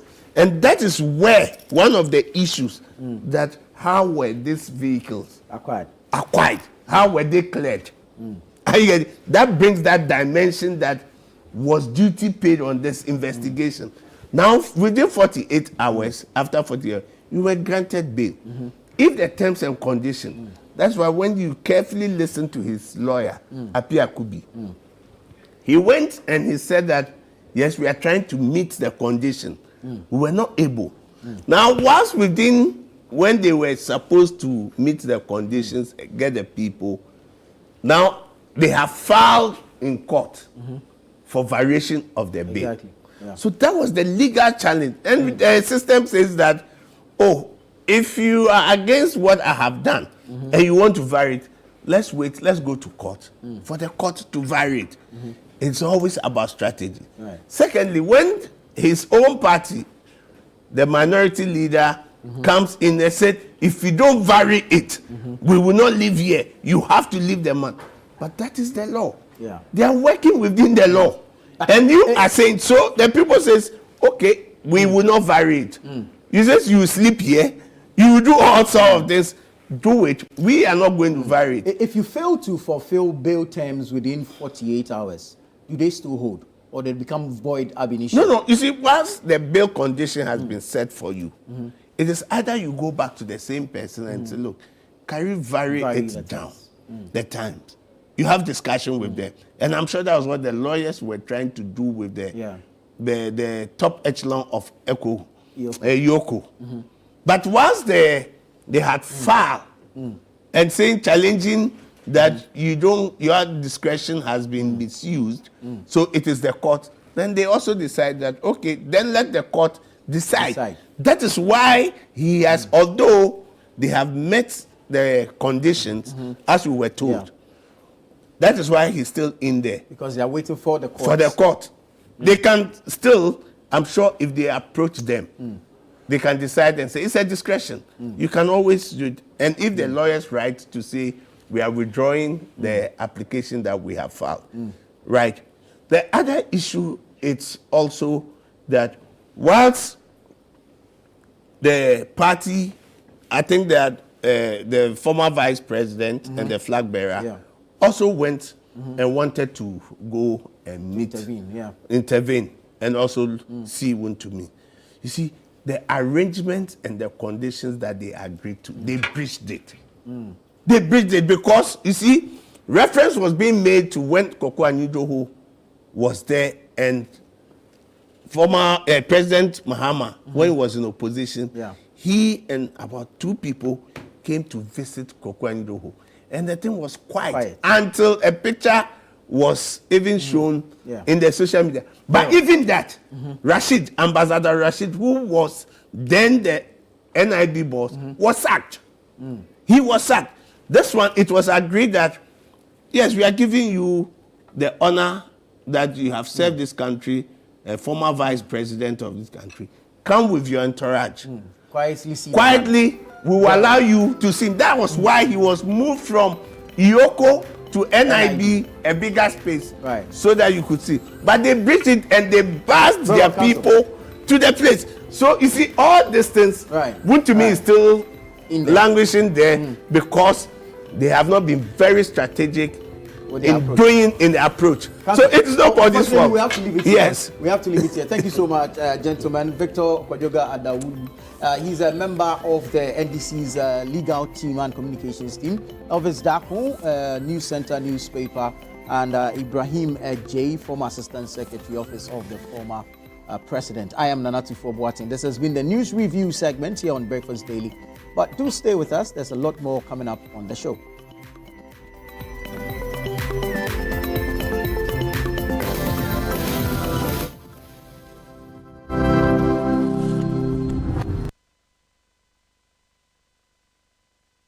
One thing I hate in my life is heat, or to sweat whilst I am asleep. That is why I don't joke with my air conditioners. Not just any air conditioner, but Franco air conditioners.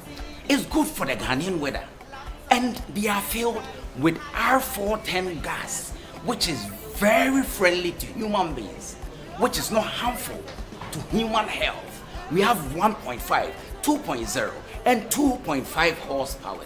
So what are you waiting for? Walk into any Franco branch now and grab for yourself quality, affordable, and energy efficient air conditioner from Franco.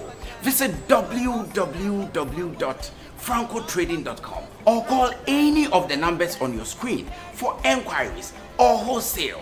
Franco air conditioners, they are reliable, tried and tested by all. Franco, home of quality and affordable air conditioners. In Accra, every year we have about 18,000 people dying because of air pollution.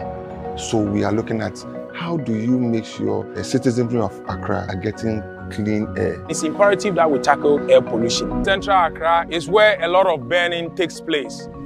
The main source of pollution in Accra is poor waste collection practices. You have people burning their trash left and right. And then also vehicular emissions because of the dense traffic. The goal of the Bridge Cities initiative in Accra is to influence air quality planning policy decisions. We are deploying air quality sensors in schools, in bus terminals, in residential areas and market centers to generate hyperlocal air quality data in Accra. Once we know locally what is happening, we are able to tailor-make decisions and plans and policies towards it. We believe at the end of the day, it's going to help us save a lot more lives.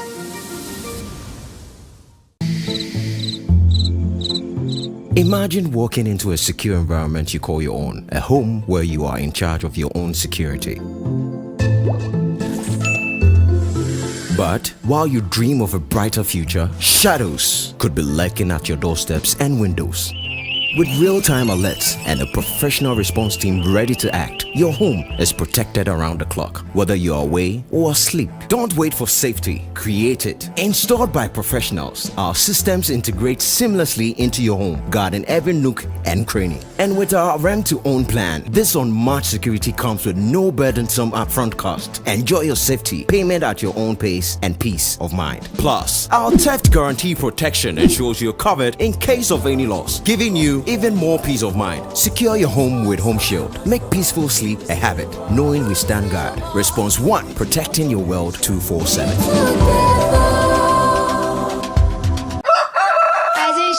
Rise and shine, it's another day to stay on point. Toast is Friday, it's still on point. Watch it spread it all day long. Still on point, yes, it's still on point. It's still on point. Watch it spread, it's still on point. For your bread, it's creamy. For your toast, it's still on point. It's yummy, delicious. It's still on point. Still on point, yes, it's still on point. It's still on point. Still on point, yes, it's still on point. It's still on point. For your toast, it's still on point. It's still on point. Fortune spread, it's yummy, delicious. It's still on point. Fortune spread, delicious, creamy, and always on point. This advert is FDA approved.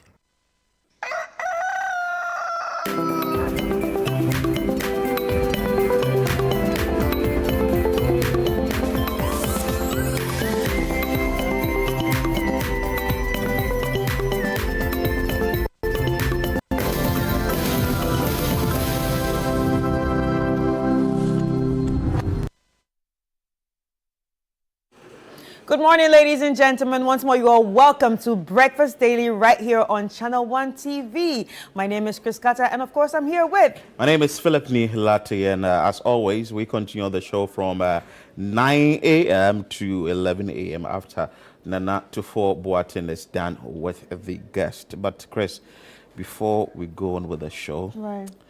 I want to say that may the soul of the former Greater Accra Regional Chairman for NDC, Chairman Adeoka, rest in perfect peace. Because he has been on this show a number of times. He was here actually like 3 weeks ago or 2 weeks ago. Yeah. He's added his quota or contributed his quota to national discourse. He's been on the show. He's pushed agenda and all that on this particular show. He's been very vocal. So is this right that we say or we pay tribute to him? Yesterday when the news broke, it was a very sad one. I actually made it a point to go to his abode, but unfortunately, it's just in a rush, so you wouldn't have a number of people coming there because of the places he resides. So we ended up speaking to a few people within the party who also expressed their tribute. The NPA boss, lawyer Edgy Tamaklo, on Facebook paid his tribute. We also had the Greater Accra Regional Organizer for the NDC, Anthony Nupenu, also coming on CNL yesterday to also tell us a lot about Chairman Ade. So all what we will say here is may the gentle soul of Chairman Adeoka rest in peace. And of course, we're sending our condolences to his the bereaved family, the relatives, everyone that was close to him, even to his party members. It must be hard on each and every one of them right now. So we are sending our condolences, and just take it easy. So we will keep our eye on everything that will happen, the update, whatever decision the party is going to make, the family is going to take. We will definitely make it available for you here on Channel 1 TV. Yeah. That said, so just remember that you are part of the show, so feel free to join in at any time. Send in your messages via the WhatsApp number on the screen. And also, if you're watching us via YouTube Live, you can also send those messages right on the comment sections. The messages could be heartfelt messages to your friends, questions or contributions that you want to add to any of the topics that we'll be discussing on the show. And then we will get to read it right here on the show. Now, how much have you gotten for your Susu to be part of the Agri Fair, Chris? It don't grow. It's going up, eh? Yeah. So Agri Fair 2025, it's happening 20th to 22nd of June 2025 is the maiden edition. Make sure you're part of it. Please call 0205-973-973 now to book your slot, to book your part, to be part of this event. As the first of its kind in this country, per what I know from a media house, and as the biggest fair that is bringing all the farmers across the country. At one point, like we keep saying, this is an opportunity for you to really get what you want at one particular place without going through the middleman who may end up inflating the price. Mind you, the dollar is going down and the city is appreciating. So the prices of goods and everything is going down. This is the opportunity you'd want to come to one place, that is the Ifwa Sunderland Park, and be part of this all-important big fair. All right, and remember that still in June, I mean, it has already started. From now till the 30th of June, actually, 2025, the Channel 1 TV Citi 97.3 FM and APSA brings you the City Business Festival, which has already started, and definitely will be coming in with on-air series and everything that has to do with business. You're going to be hearing from experts and people already in the industries that you might be interested in. So do well to stick and stay with us right here on Channel 1 TV and Citi 97.3 FM for all the on-air programs.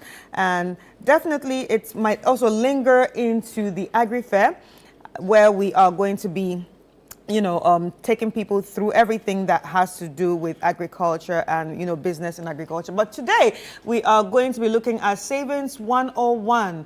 Savings 101 this morning at 10 a.m. right here on Breakfast Daily. And on radio, it starts at 9 a.m. So tune in to Citi 97.3 FM. We're going to be speaking to Doris Ahiati, who's a financial consultant and executive coach. So you do not want to miss this. But a very big thank you to our sponsors, Absa Bank, MTN, and Zonda. So make sure that you are part of it. Saving is very important in our day-to-day activities or our day-to-day life. It's very difficult when someone is saving. Say the person is earning an amount of money like 500 Ghana cedis or 1,000 Ghana cedis. The person is like, I can't save. But this is the... Yeah. Well, you can actually save something, yes. Yeah, because there's a rule. Do you know the rule? It's 111. But then, yeah, if you want to find out the rule and if you want to know all about Savings 101, all you need to do is stick and stay with us right here on Breakfast Daily. It's going to be starting at 10 o'clock. But if you are listening on radio or you want to listen on radio ahead of, what's going to happen on TV, you can actually dial into the radio 97.3 FM by 9 a.m. and then you can listen to it. Good. So what is trending? A lot of things are trending crazy. Yesterday, a museum was launched or commissioned. That is the Auto Museum by Despite. Trust me, you would find every vehicle there. Right. Every vehicle. And it was like a total shutdown of the city. Mm-hmm. All the people you can think of. The celebrities were there to grace the occasion and at least give their support to Despite for what he has done concerning bringing assembling vehicle at one particular point where you can go and a vehicle you've not seen before, a vehicle that was manufactured in 1937 or 1958 or something, you would be able to see this particular vehicle. So that was what was displayed yesterday in East Legon. Mm-hmm. It was strictly by invite. If you do not have invitation, please, you wouldn't be part of that event. So it was an interesting one yesterday. We saw on social media trending all over the place. Prominent individuals came. Amongst all was the Asantehene Otumfuo Oseitu II. He was in Accra yesterday to grace the occasion. So it's in the trends. The Despite Automotive Museum was commissioned yesterday, and you would want to visit that particular place and get what you want by way of seeing vehicle you haven't seen before. What other things are trending? We have Zoom Lion enters Lagos. That's hashtag Zoom Lion enters Lagos. It seems like they finally signed the contract with Lagos, and to help them manage their waste. So I think it's exciting times for Zoom Lion. Exciting times for Zoom Lion. So it's all over X, and with the hashtag Zoom Lion the work and Zoom Lion enters Lagos. So we have some tweets on that. Amachik say, while some Ghanaians may not fully appreciate the hard work, other countries certainly do. They just secured an initiative to revolutionize waste management in Lagos, transforming the city into a cleaner and greener space. And hashtag Zoom Lion the work, hashtag Zoom Lion enters Lagos. And another one says, Coco T57 says, the two African giants, Ghana and Nigeria, come together strongly to push one agenda that's keeping both countries clean. The Zoom Lion footprint expands, hashtag Zoom Lion enters Lagos. And you have that on the front page of the Business and Financial Times. Zoom Lion expands African print, secures Lagos contract, and sign waste management MOUs with Congo and Ethiopia. So not just only Lagos, we're looking at Central Africa too, and Congo and Ethiopia. Yeah, Congo and Ethiopia. Another exciting one that is also trending is the OSP, and the former finance minister Ken Ofori-Atta is in the trends. The OSP has asked the former finance minister to turn himself in, or he'll be declared fugitive of justice. Yesterday, from the former finances camp, we saw that, or there was a notification that he wants a virtual session with the OSP amid alleged medical complications. So the former finance minister will not appear before the Office of the Special Prosecutor today as earlier scheduled due to an unexpected deterioration of his health, sources close to him have disclosed. But the tweet that we are seeing on X as a result of this is OSP issues ultimatum to Ken Ofori-Atta. Reports by Monday or face dire consequences. The Office of the Special Prosecutor has served stringent directive to the former finance minister, Ken Ofori-Atta, mandating his personal appearance at the OSP headquarters today. A lot of people were actually looking forward to that.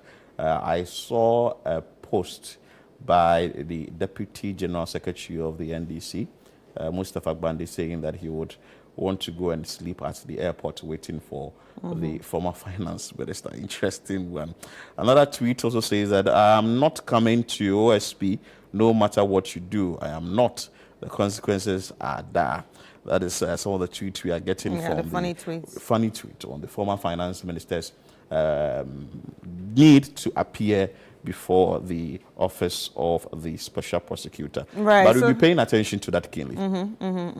So still on that though, I just saw a tweet. I think it's from our channel, Channel 1 TV. People are tired and are tried and convicted in absentia worldwide. Madam Sedinam Tamaklo was. So if he has the evidence, he can go to court, and that's by Elvis Darko, News Center editor.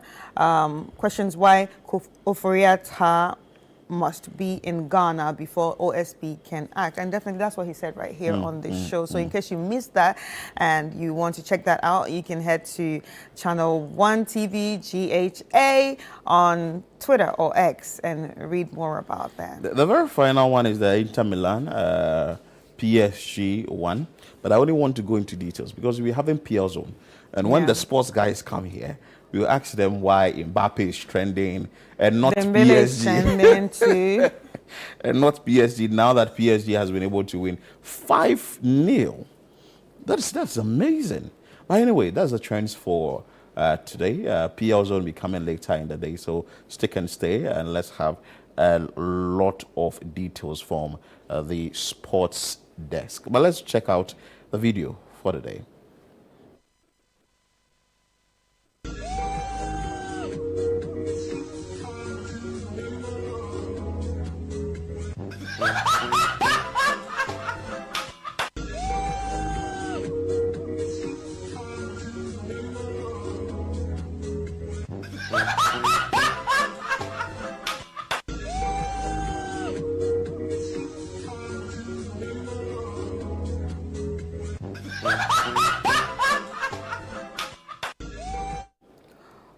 What would you have done if you realized that the driver also popped out to dance with you? I just enter the car and take in charge.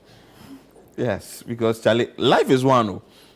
the driver is also having fun. Agreed. I'll just either enter the car, take in charge, stop the vehicle, get him out of the car, or get him to the passenger side to enjoy as I drive on, because it's just one life. And he was just amazed. He was like, whoa, are you part of us? Yeah, interesting one. So just to put smiles on your face. But what would you have done? I would scream. You scream? Yeah. But the shouting wouldn't save your life. I'll probably scream. Because the whole time for processing and then moving into his seat will take a very long time. I'll probably scream. Really? Yeah. Okay. But anyway, before we get into, the order of the day, we just want to remind you that the June 3rd disaster documentary is going to be showing right here on Channel 1 TV. It's going to be premiering, actually, this is for the first time, at 7 p.m. Tomorrow, and you wouldn't want to miss it. So please tune in. For all those who know what happened on June 10th. You don't want to miss it. 10 years later, let's go into that story. And so just pick up your phones, your reminders, and then put in 7 p.m. It's going to be showing right here on Channel 1 TV. You don't want to miss it. So make sure you're part of that premiering tomorrow, and you observe what happened. June 3 disaster. Are we prepared for another one? Not, or you get to see it when it fully airs. But tomorrow is going to be the premiere. And let's move straight to our communities. There is an issue at the Sunyani Hospital. The government hospital is asking for help. Let's bring you this video or this report filed by Hafiz Tijani, and we have a conversation on it. The Sunyani Government Hospital, one of the oldest public health facilities in the Ashanti region, has for decades played a crucial role in healthcare delivery, yet it has not undergone the kind of major renovations or infrastructure expansions needed to meet the rising demand. If we look at this space, that is the OPD where we are. We have just 4 consulting rooms. We have so many doctors. Sometimes we adjust to make sure that 2 doctors will be in the same consulting room. Now, that is a major constraint on us. And as I said, we try to do some of these services, for example, dental. So we have a small place for dental. Then the ENT is just a small place for ENT. The eye is just one room with a corridor. The patients admission, we can admit more. As I'm speaking to you now, we can only admit 140 patients. We have 140 beds. As you have more facility space, as I said, we have more doctors. The situation is similar at the mother and baby unit, where health workers describe a number of persistent challenges affecting patient care. Apart from the space, we also need logistics, a lot of logistics. We need pulse oximeters, we need monitors around, because ideally, we should have been monitoring this baby.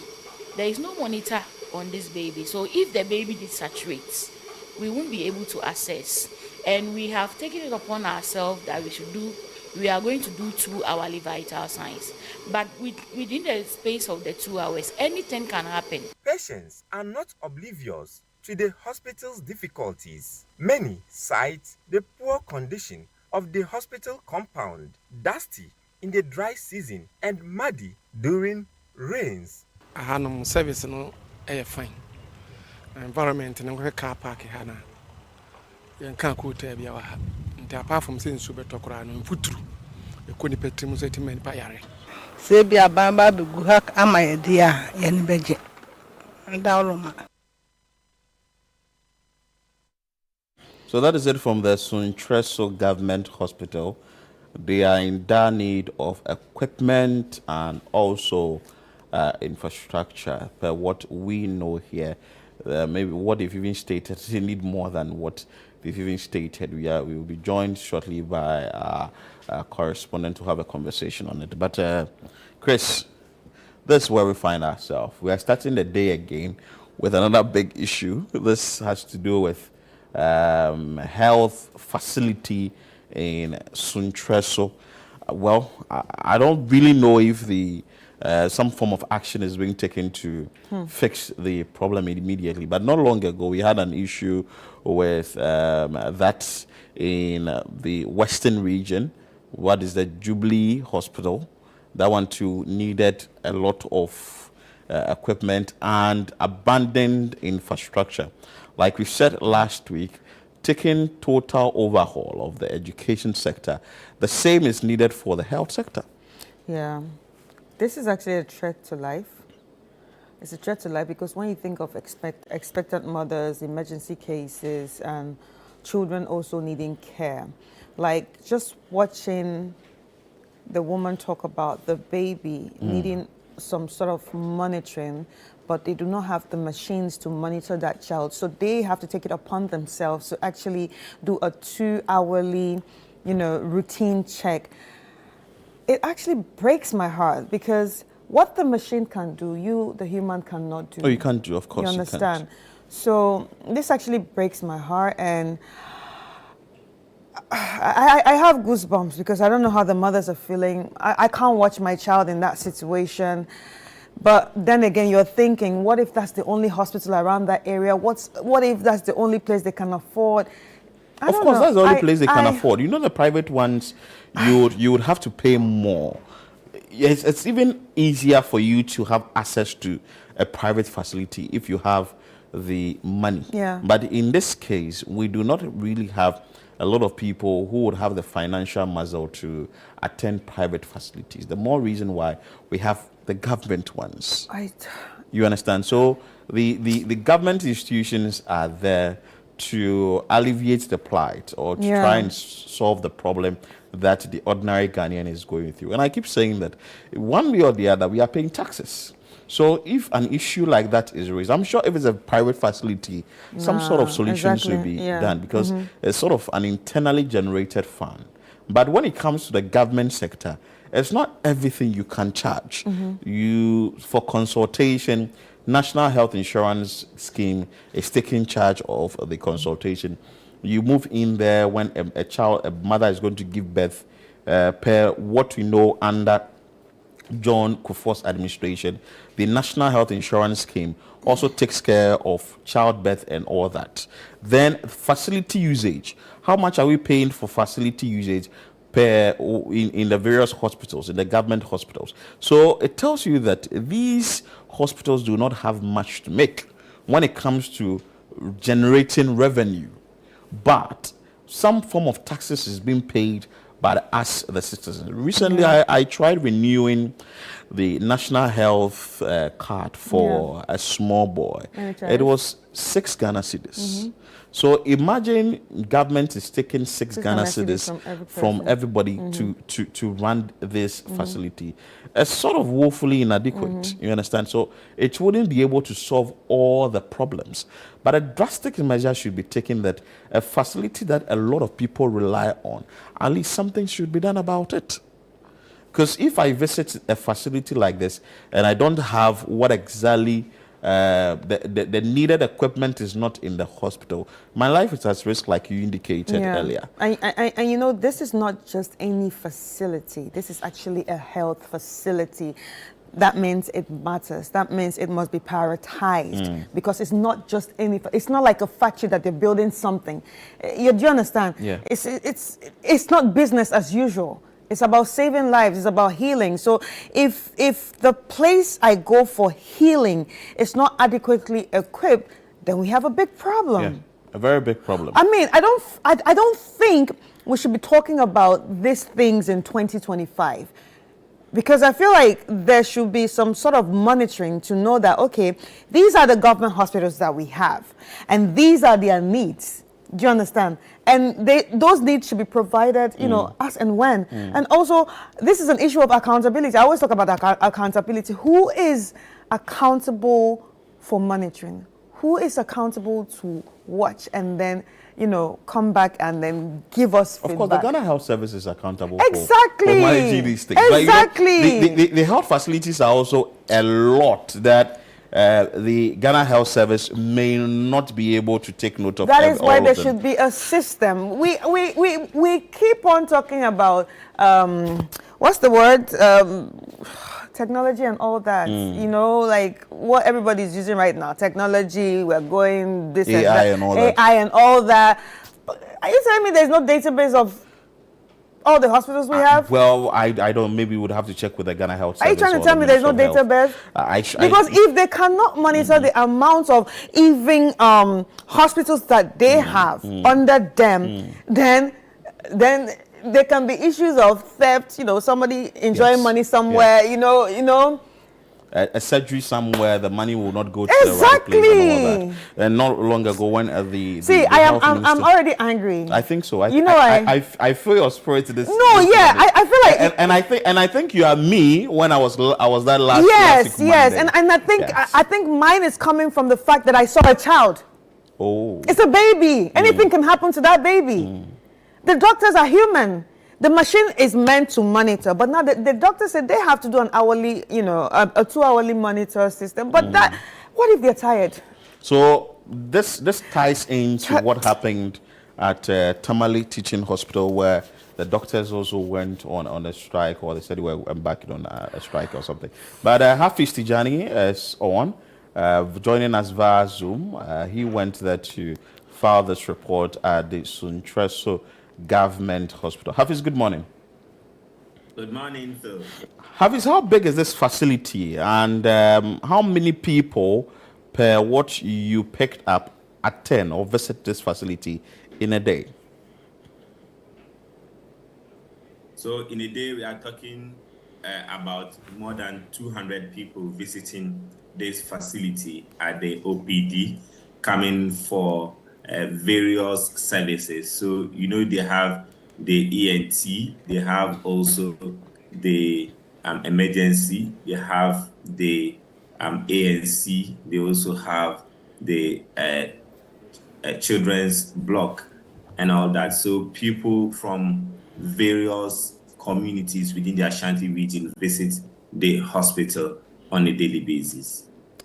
Again, the size of that big that a lot of people depend on it. It's just a hospital that is not so big, or how many bed capacity is it? Let me put it that way. Well, for now, it's about 150 bed capacity. The hospital is one of the oldest in the Ashanti region, and it has been serving most of the communities within the region and the metropolis, the Kumasi metropolis, and sometimes the smaller facilities, which are the polyclinics and the health centers, also rely on the Suntreso Government Hospital as a referral center. So people come in on a daily basis. But because of the nature of it, where it was built, it's built at a central location within the Kumasi metropolis. And expansion has not been done, though they have land. They have a sizable amount of land where they have secured the hospital land. Other people have come to put on projects within the area. But because of the nature of it, they would have to expand their facilities. And the expansion is not there, so they are managing what they have for now to take care of the people who come there. And there has not been any major renovation since the hospital was built more than 2 decades ago, and that has been a concern. But for the hospital, if you talk about getting the facilities there, they are going to get the facilities, but the facilities are not there. With the facilities you are talking about, how do you get to know this? Is it that the facility managers themselves got in touch with you, or somebody, a patient, got in touch with you that, hey, we do not have A, B, C, D at the Suntreso Government Hospital? So, per the work we do, we have been visiting some of these places, and when we go, we also do our observations. apart from even relying on sources to also give us information, we look at how the people attend the kind of abandoned facilities at these hospitals, the kind of immediate need or care people would want to attach to some of these facilities. And mind you, if we talk about the Sunyani Government Hospital, you are talking about the hospital that would attend to emergencies very quickly. So we are talking about the main Sunyani Road, the Sofuline and Ebuakwa Sunyani Highway. And if there's an accident, there's no any major facility from this area. So you are talking about health centers. So you are talking about the Ebuakwa Polyclinic. You are talking about the Nkawie Health Center. You are talking about the Mankranso Health Center. These are not major facilities that can take care of some of the emergencies that might happen. And Sunyani, before you even get to Konfo-Anokye to transport some of these emergencies to, you can make a stopover at the Sunyani Government Hospital for these patients or victims to be taken care of before they can be referred, if there's a need, to the Konfo-Anokye Teaching Hospital. And patients who also go to the Konfo-Anokye Teaching Hospital, because of the proximity, they are not able, or if they are not able to wait for a longer period of time to access healthcare at the Konfo-Anokye Teaching Hospital. And you know, the Konfo-Anokye Teaching Hospital is one of the major referral centers within the region, and people go there and the numbers sometimes are so overwhelming. So people from the Konfo-Anokye Teaching Hospital who do not have some serious conditions would want to come to the Sunyani Government Hospital as an alternative because of the proximity also. And you look at the areas I have mentioned, the highways. So from the Sunyani, from the Sofuline interchange going to the Ebuakwa Road and going to the Sunyani Road, you don't have a major facility, then the Sunyani Government Hospital comes to mind. And from the Sofuline interchange area going to the Santase roundabout, for those who know the Ashanti region very well, and getting to the Obuasi areas. And Sunyani is a central location where some of these emergencies can come to, even before you talk about the Konfo-Anokye Teaching Hospital, because of the busy nature of that teaching hospital and that referral center. So Sunyani is there to equip or maybe attend to some of these situations. And we have major landmarks within the area. So you are talking about the Prempeh College. It's just very close to the Sunyani Government Hospital. And you know the population of this Prempeh College and other schools within the area. And we have the military barracks and other landmarks and other major facilities there. We have the Bantama market. And so all these people rely on the Sunyani Government Hospital who do not want to go to the Konfo-Anokye Teaching Hospital, or if their cases are not so severe that they will need the attention of doctors at the Konfo-Anokye Teaching Hospital, then they have to rely on this facility. So the number keep increasing, but the facilities are not being expanded, and that is the worry. All right, so has the community actually raised concerns before, or is this the first time they are actually bringing this to light? Well, there has been concerns by people who visit there, though the nurses and the medical officers there do their best to maybe compromise, just manage with what they have to deal with what they have in terms of the facilities, to be able to give out their best in service.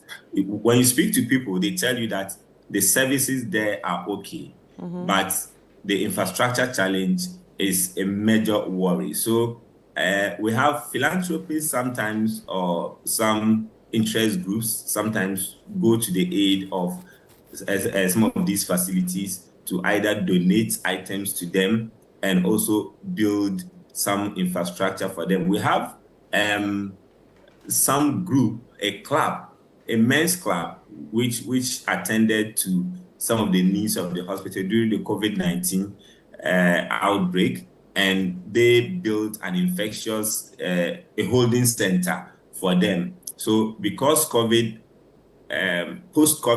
they had to convert that holding center into an emergency. So due to the lack of space. So this tells you that the hospital is in dire need of space because they have to convert this holding center, which was meant to at least cater for the pandemic, into an emergency, because they don't have space at the emergency. And people, when they come, you find people lying on the floor, and health workers are not so happy. So the holding center has been converted into an emergency to augment the space at the facility. All right, so what is actually the emotional tone among the staff and the patients? Are they frustrated? Is it fear? Is it hopelessness? What is their tone? Well, it's mixed. For them, that is the only resource they have, and they would have to work. That is what they have pledged to do.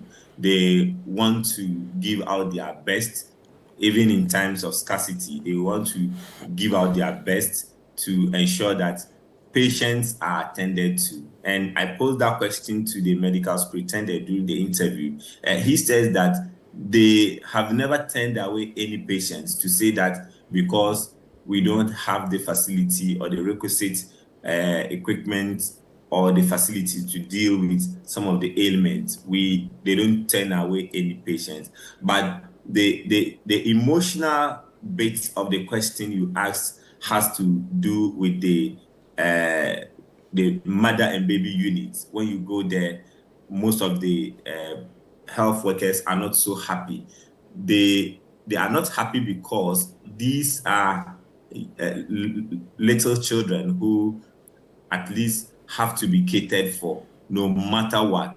And the essentials they would need, the essential tools they would need to monitor, they don't have a monitor. You heard the nurse there who mentioned it. They don't have a monitor to be monitoring the breath of the babies, especially those who are on the incubator, who are put on the incubator. They don't have a monitor to monitor that.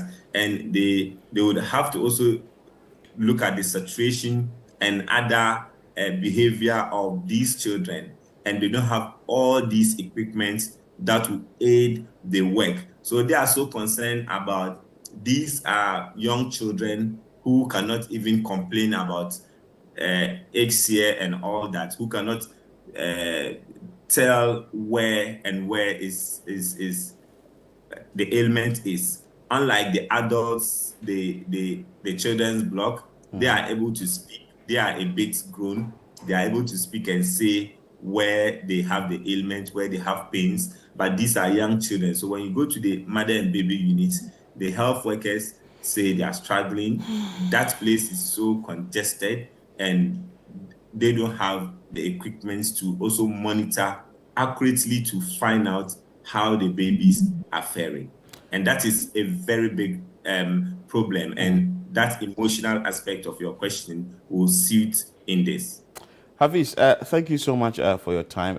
Keep monitoring events for us at the Sunyani Government Hospital. We are so much grateful that you've been able to visit this facility to tell the story of their needs, and we are here to push this agenda so we can push for the needed change to be done. Like Chris, you made mention of the fact that the life of babies are at risk. You're a mother, so I understand where you are coming from. Yeah, talking passionate about it. It's very heartbreaking, especially babies in the incubators, babies in the NICU, babies that are born before term. Charlie, I don't know. So, is this interesting that the situation must be resolved. We are trying to get in touch with the superintendent, the medical superintendent of the facility, so that we will hear from the horse's own mouth what their need is and what they really demand from the authorities. You know, sometimes you can put your and what they really demand from the authorities. You know, sometimes you can put your demands in the authorities, whatever you need, but if you bring it into the media space, maybe there will be a corporate institution, a benevolent individual who would wade into the conversation and want to help the facility, because like Hafiz made mention of a facility that at least would have patients of over 200 a day, tells you that a lot of people are visiting this place. And it's just not just like any other facility, but the Suntreso Government Hospital. It goes beyond a clinic and it goes beyond a CHIPS compound. So they are in dire need of some items. And like Hafiz also made mention of, and Chris has also added her voice to it, that the babies are going through a lot. You give birth to a premature baby, you would have to put the baby in incubator, right? Yes. So very soon we'll be having the medical superintendent join us shortly. Then we can hear from him what their concern is and what they demand from the government. Like before we brought Hafiz on, I made a reference to what happened at the Tamale Teaching Hospital that made the health minister, Kwabena Mitakando, move to the place immediately to find or to see the issues for himself. And just when he went there, he saw that the washrooms aren't even in good condition. What is happening to our public hospitals? What is happening? Is it that something is off somewhere? Is it that the money that ideally should be used to run these facilities aren't there, or what? That's exactly what I'm talking about. When they do not have proper checks and also proper systems of, like knowing what's going on in each hospital, how would they know? Well, and also, like, I feel like, well, the question I have in my mind right now, that's why I can't wait to talk to the superintendent, is for how long has this been going on and who have they been talking to? Big question. For how long has it been going on and who have they been talking to? Honestly. Who have they engaged on this particular issue? What has been the response of the authorities? For us here, we always talk about the issues in Ghana. Like I keep saying, if not for this show, I didn't know that we had so many issues. We have so many issues that need attention. And with our health sector, it's just a big one that you wouldn't really have people paying attention to this space that much. But when the big men are sick, they certainly fly out of the country to seek health care. And that is a very big problem that we've always been talking about in this particular area. Asking that whatever has to be done, it has to be done immediately. But fortunately, we have the medical superintendent for the Suntreso Government Hospital join us, Dr. Thomas Anyakopoku. Hello, sir. Good morning. Good morning. I trust you're doing well. Yes. First of all, I want to find out from you, what are you demanding for by way of your concerns at the hospital? So, we are on our work, except that as a natural ending institution, we want improvement. So, it's our hope that now or in future, the place will be expanded so that we can offer more services. We want to position ourselves in such a way that we can also take some of the load from Konfanochi. We are very close to Konfanochi Hospital. And as the population is increasing, I mean, the hospital was set up to cater for less than 1 million patients. But as it is now, we'll have more patients, more than this, every year. So it is our hope that it will be expanded. Now we have eye clinic here. We have dental service. We have ENT. We have a psychiatry unit. We have a physiotherapy unit. And these are very, very important. Sometimes you need to be referred from some of the communities and health centers. So if we have more facilities, then we can take care of more patients. So that's our concern. All right. So what are some of the most serious challenges that you face daily that affect your ability to deliver quality care? I've explained that we have more patients and we have a limited space. So it's a space that we need. For example, the eye clinic. We started eye clinic about 2 years ago. Now we have so many patients, and that if you have more rooms, then we can take care of all of them instead of sometimes referring them to companionship.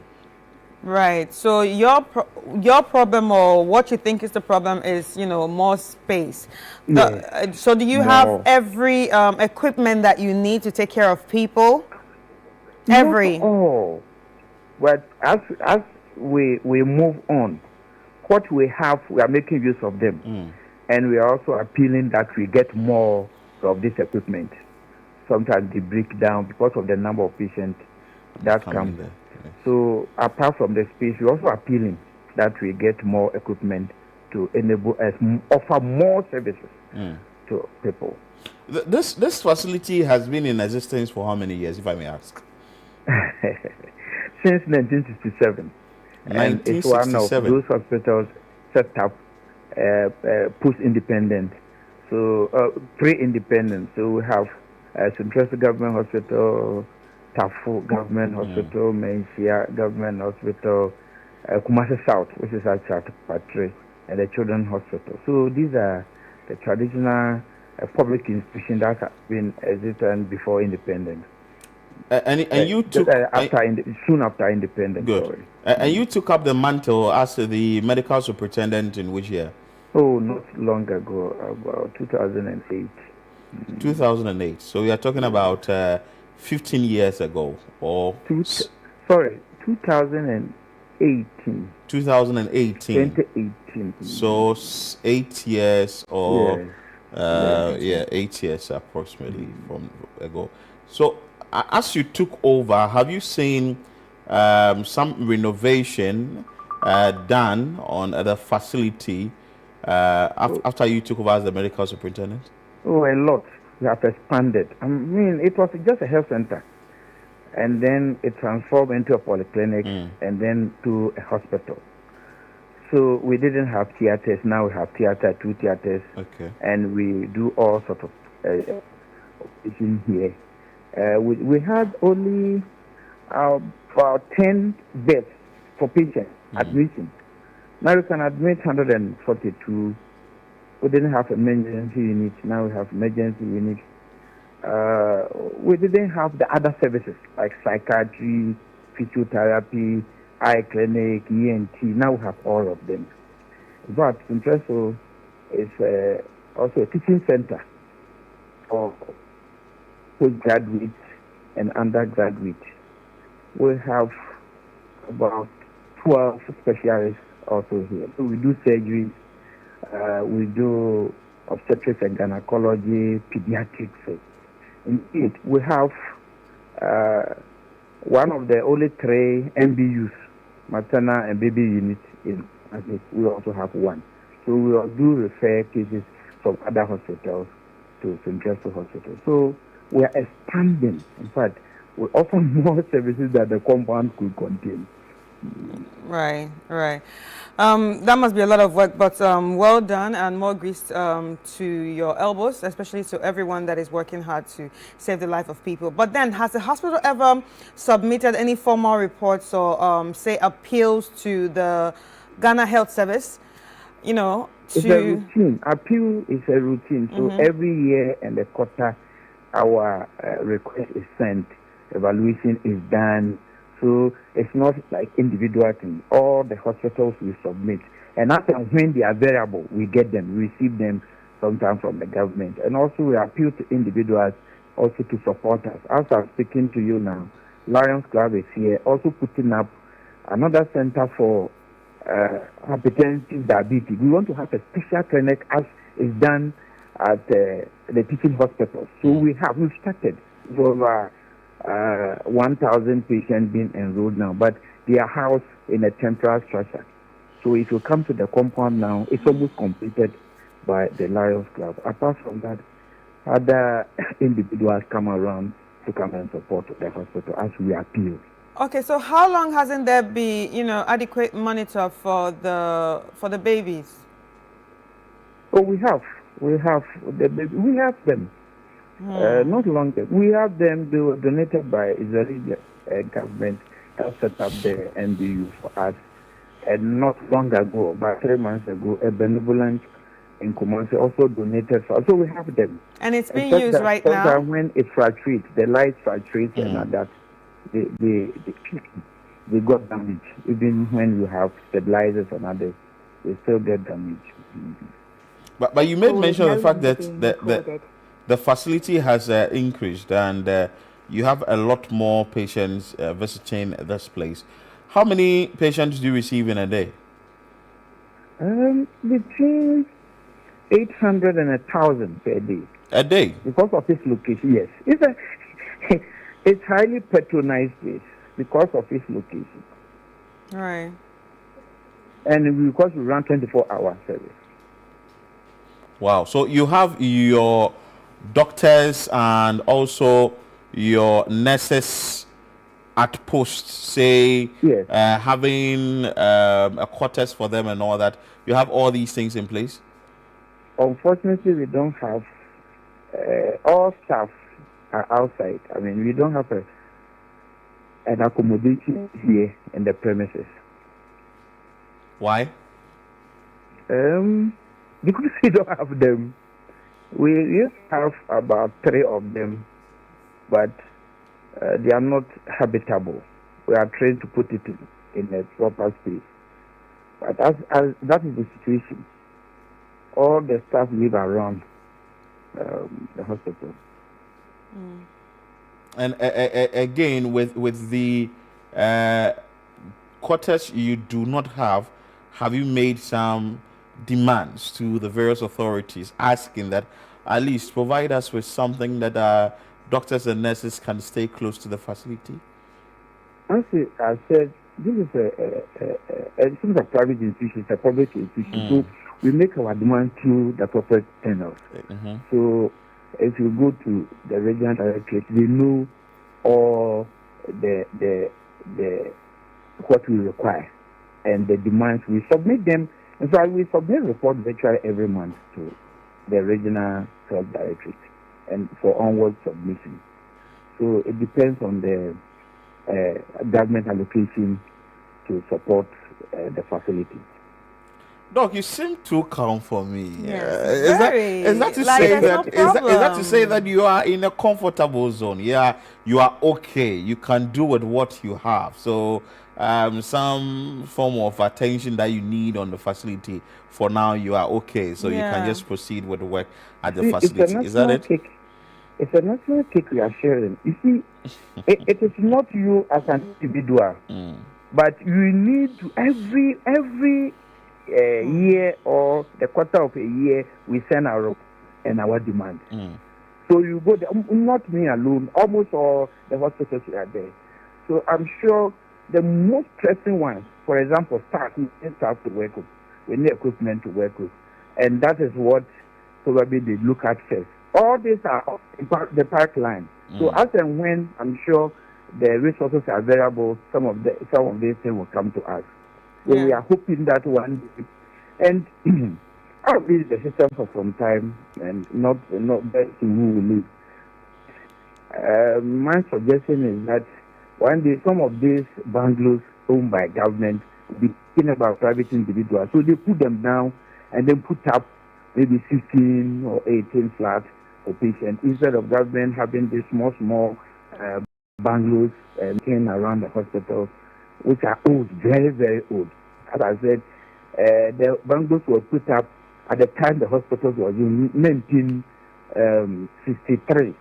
And no matter how many times you renovate it, at a point in time, you need to pull it down and put the proper one, a modern one. All right, Doc. So when reports are actually sent, reports and requests are sent, I just want to understand, like, how long does it take before some of the requests are actually met? Yeah, you see, we send all, and as a win, there is enough resources or government give it to us, then we will take it. Okay. Yes. Okay. Doc, before we let you go, any final words you do, because you are very calm, maybe you want to make an appeal to benevolent persons and also organizations. Now that it seems you are okay. Our request. Government cannot take all the responsibility. And the hospitals are like cemetery, and so everybody, all of us will go there, get to cemetery or hospital. You see, for me, I think that whether people even come to hospital, you should make the place as comfortable as possible. You can, any of us can get to hospital at any time. You see, when you say, please, I want to go to hospital, it's different from take me there. Take me there, you have no choice. But when your eyes are closed, you're unconscious and you are sent there, when you open your eye, you know where you are sleeping. So anytime you pass through hospital, just tell yourself, this can be my home one day for 24 hours or for even 2 months. So let me contribute to sustain the place. So that when I'm sent here, it is not the responsibility of the government alone, but all of us will come to hospitals. My appeal is that we should look at hospitals well. Sometimes when I see somebody lying there on a bed and I see the resources the person has and all these things, it's a damage, especially emergencies and other things. So my appeal is that all of us should look at these hospitals and support them one way or the other. One day, you will come here without you being forced here. Somebody will take you here. You wouldn't know where you are even. Okay, Doc, thank you so much for your time. We spoke to the medical superintendent of the Sunyani Government Hospital, Dr. Thomas Anyako-Poku, who has told us that, well, there are issues, it should be addressed, i.e. the expansion or bringing more infrastructure at the facility. Yeah. And he's appealing to benevolent individuals that you would want to still help the facility, though the government will do its bit, but cannot do all. So you should also help and get issues within something should help public hospitals or health centers, so that when it comes to development or renovation of these places, something should be done very fast about it. Yeah, because I like the fact that he was talking about them building extra and also building extra department, like what he was talking about for the diabetics. You understand, like a diabetic clinic. I like that. You can build that, but the question is, if you build that, you will still need machines and equipment to actually run the place. So building without the equipment is my problem. That's my problem. That's a big problem. So if anything has to be done for the equipment, it should be done. So to everyone out there that wants to help, NGOs, companies, kind people. The Sunyani Government Hospital is calling, like Chris indicated. You can't have the infrastructure lying there without the needed equipment for business to go on. But are you ready to learn about Saving 101? We are moving from all the community things and bring you this exciting thing, because it's a Citi Business Festival on air series hosted by Ni Latte. Enjoy.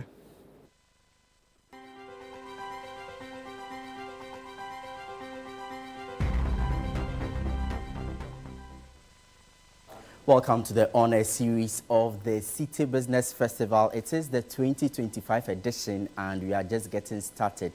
This is the very first week and it's a week we've dedicated to personal financing. Our topic for today, a very interesting one, savings, understanding the basics and fundamentals of it. Savings 101, that's how we've decided to put it. By the way, I am Ni Lati and thank you for joining us here on 97.3 Citi FM as well as Channel 1 TV. My guest is Doris Anhiati, financial consultant, executive coach, and above all, the co-founder and CEO of Crescendo Consults Limited. When we come back, we'll be speaking to her for us to really unpack the whole issue of savings. Don't go away.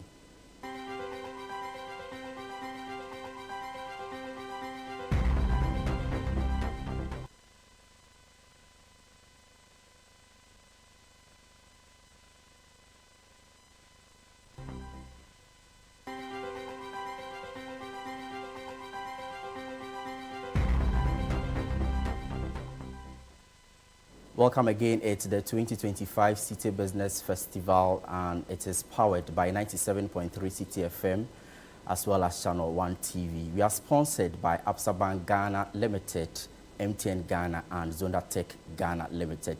This is our maiden honor series and it is the first of many to come throughout this month of June. Thank you for joining us and thank you, Doris, for joining us again on the Citi Business Festival. It's that time of the year again. Good to see you. Thank you. It's always a pleasure to contribute to financial literacy. Wonderful. And you have been running Crescendo Consult Limited? Since late December 2018. I see. So that's some 7 years or 6 years thereabouts. Yes, 6 years is what. And throughout this period, what have you been doing? What was the brain behind it? So initially, I was looking at an opportunity that enables me to serve not only in the financial space, but to also serve in leadership development and performance. I couldn't do this as an employee in any particular company. So to have that kind of split, I needed to start out. And there was a clear need in the market when it comes to supporting people to achieve financial liberation and to also empower people to understand that they can own their own future, what they become, taking advantage of the limitless potential that lies within, because many people don't seem to be aware of it. I see. So you are basically helping individuals and businesses put things together when it comes to financing, which is why we are here. And performance. I see. So let's get started. We've been hearing savings every now and then. What really does it entail? What do we consider savings? If you can just break it down for us. Okay. So when I think about savings, I think about putting something aside. Let me start from when we eat and we say, I'm not eating all, I'm saving a bit. When you bring it to agri, and I'm a farmer sometimes, farmers plant crop or may have animals, and when they've slaughtered or when they've harvested, they say, let's save some. Essentially meaning let's keep some for the future. So setting, for the purposes of our conversation, finance, or is it? Savings 101. Savings 101. The broad topic is, financial planning. This one is on the financial side. So we are talking about financial resources and want to start with a focus on money. And that would mean that putting some money aside, setting some money aside, and setting it aside in a way where it is safe and secure. So if you put it under your pillow, if you keep it under your mattress, if it's in a hole somewhere, it's not quite safe or secure, so we won't count that as savings. But the beginning part is that you take it and you set it aside. And then you are setting it aside in a way that is safe and secure. I see. For future reasons. So essentially, you are deferring current consumption for the future, so that you can fall back on it whenever the need arises. Precisely. However, you must do it in a way and manner which is safe and secure. Precisely. I see. But is this a thing for everyone? Is it that everyone has the capacity to save? Who really are the people when it comes to, saving? Or is it for everyone? Let me respond by when you say, has everybody got the capacity? Yeah. It's a habit. And when it comes to habit, anybody at all can form the habit. Now, I also think that it is crucial that every individual has this particular kind of habit. You will not be born with it. Many of us are not born with it, but we must learn to cultivate this habit. by intentionally, initially, taking the action of setting something aside, deferring the consumption so that in the future you can enjoy more. And I like to compare Ghana to other countries. Generally, Ghana is known to be one of the countries with a very low savings rate. When a country has a low savings rate, it means that its people have a very high marginal propensity to consume. We just spend everything that comes into our hand. I know people out there will charge on me and say, but how much is coming into our hand? Exactly the point. But this is where the importance of the habit comes in.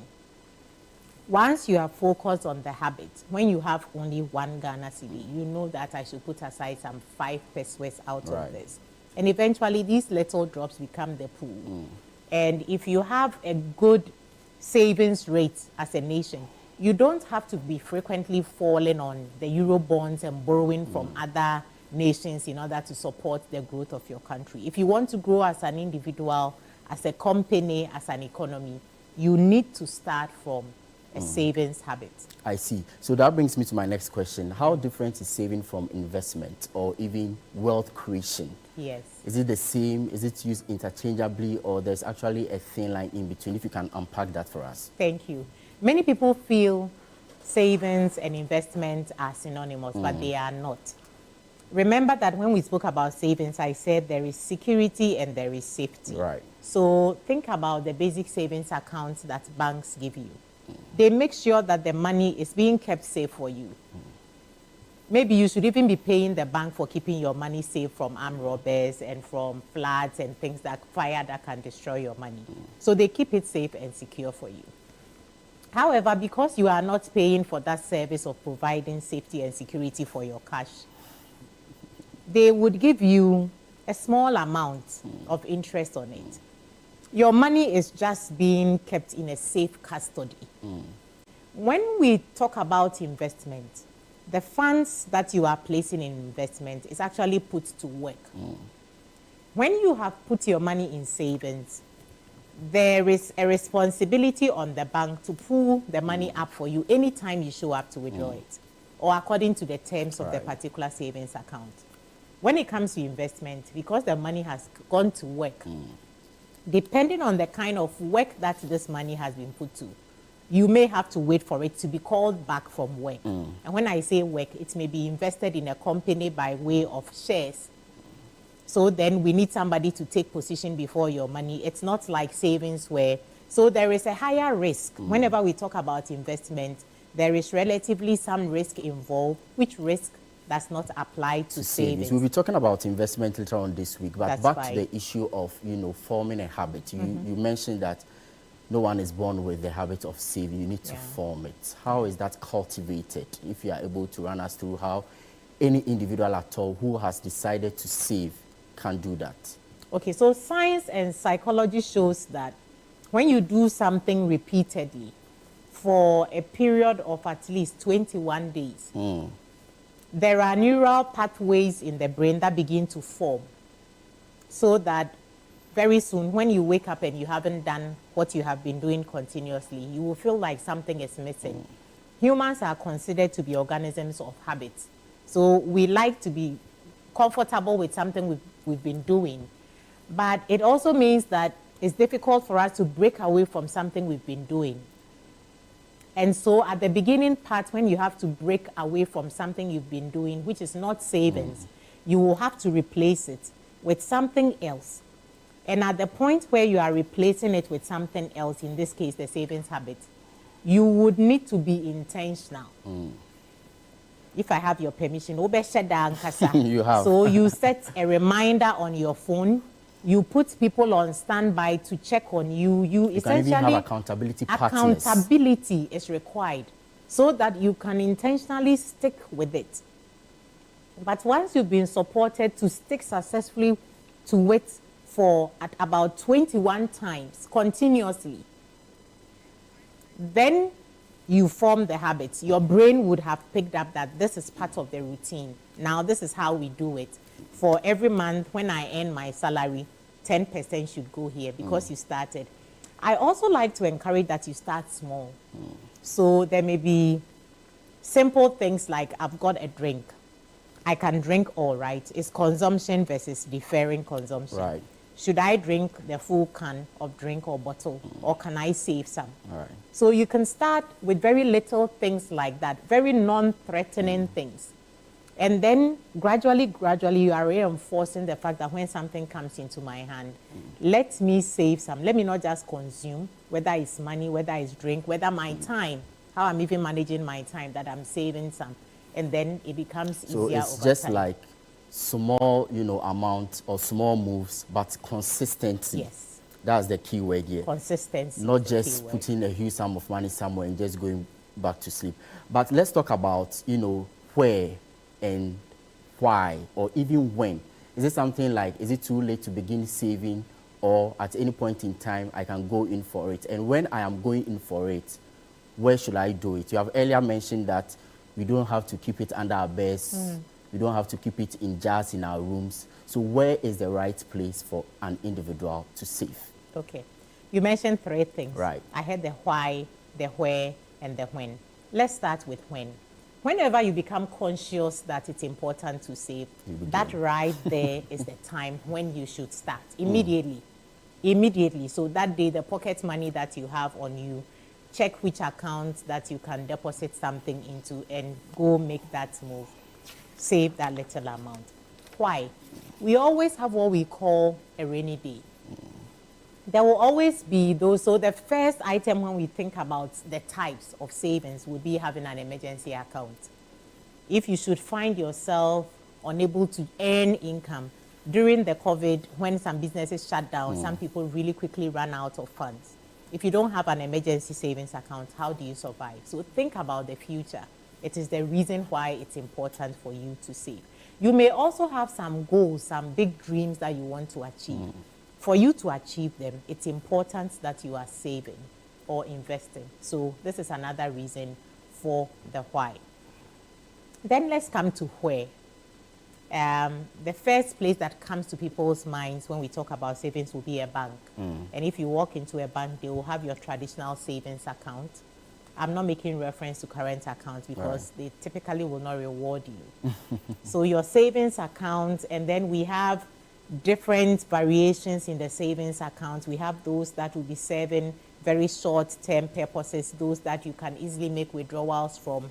And we have those that lock you in for a little bit of time, maybe fixed deposit kind of investment for some 3 months or etc. And these are also savings accounts that you can place funds in. If you want to be more creative and venture into investments, then you have the treasuries where you are lending money to the government. There are shorter term products under the treasuries. We have 91 day, we have 182 day, we have the 1 year, 2 year, and we have the longer term ones that will go as far as 10 years. Okay. Depending on your risk appetite, maybe we'll come to that if we have time. You select what is good for you. And there are many other products out there with the investment banks that you can also place funds in. But one will ask briefly, you are talking about the fact that savings is quite different from investment. So why do I go into treasury bills? Why do I go into fixed deposits or even collective investment schemes? Yes. If you can just explain that bit to avoid any form of confusion. Sure. At the beginning, I mentioned that in savings, there is safe custody that is being provided and the security of your funds. And as a result, you are really not generating significant returns. The money is not growing that much in ordinary language. So if you want to see the money growing nicely, you would have to take on some risk, which risk will be rewarded. This risk means that you are parting company liquidity access for a relatively longer period of time. And depending on the product and depending on how long it will take before you access your funds, that impacts the risk. And it also affects the return. The higher the risk, you are more, you are ready to accept, the more the returns that you will receive. Very well. Doris Ahiati is a financial consultant and executive coach and CEO and co-founder at Crescendo Consult, right here on the Honor series of the Citi Business Festival. We are talking about Savings 101. That is our topic here. And Doris is answering all the questions, the basic ones, of course, about the who, the what, the when, the where, the why, and even the how. When we come back, we'll be talking about how to form a realistic savings plan, if it's even possible at all. She'll be telling us that right here on the Citi Business Festival. Don't go away.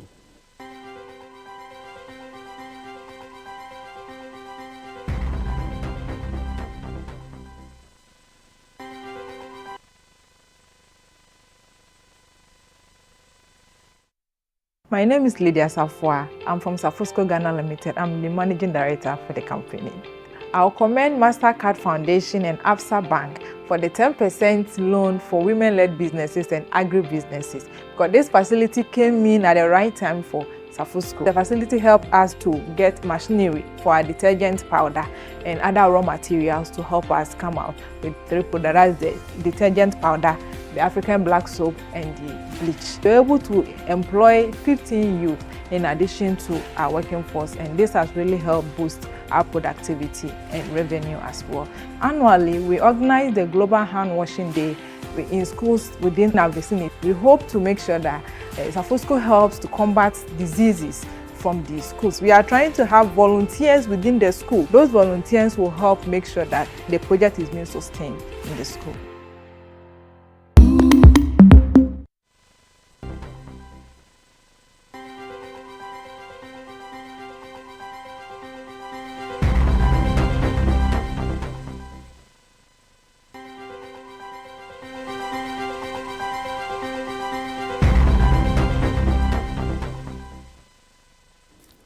You're welcome back. Thank you for staying with us here on the honor series of the Citi Business Festival. I am Ni Lati. My guest is Doris Ahiati. Before we went on that break, we were talking about how not to confuse savings and investment and how to get it right.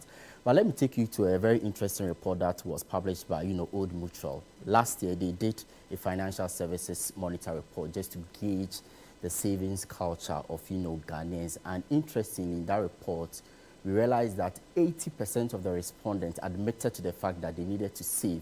However, just about 30% are actually saving. The remaining 50% are not doing any form of savings at all for retirement, for emergency. They are just there, although they know that they need to save.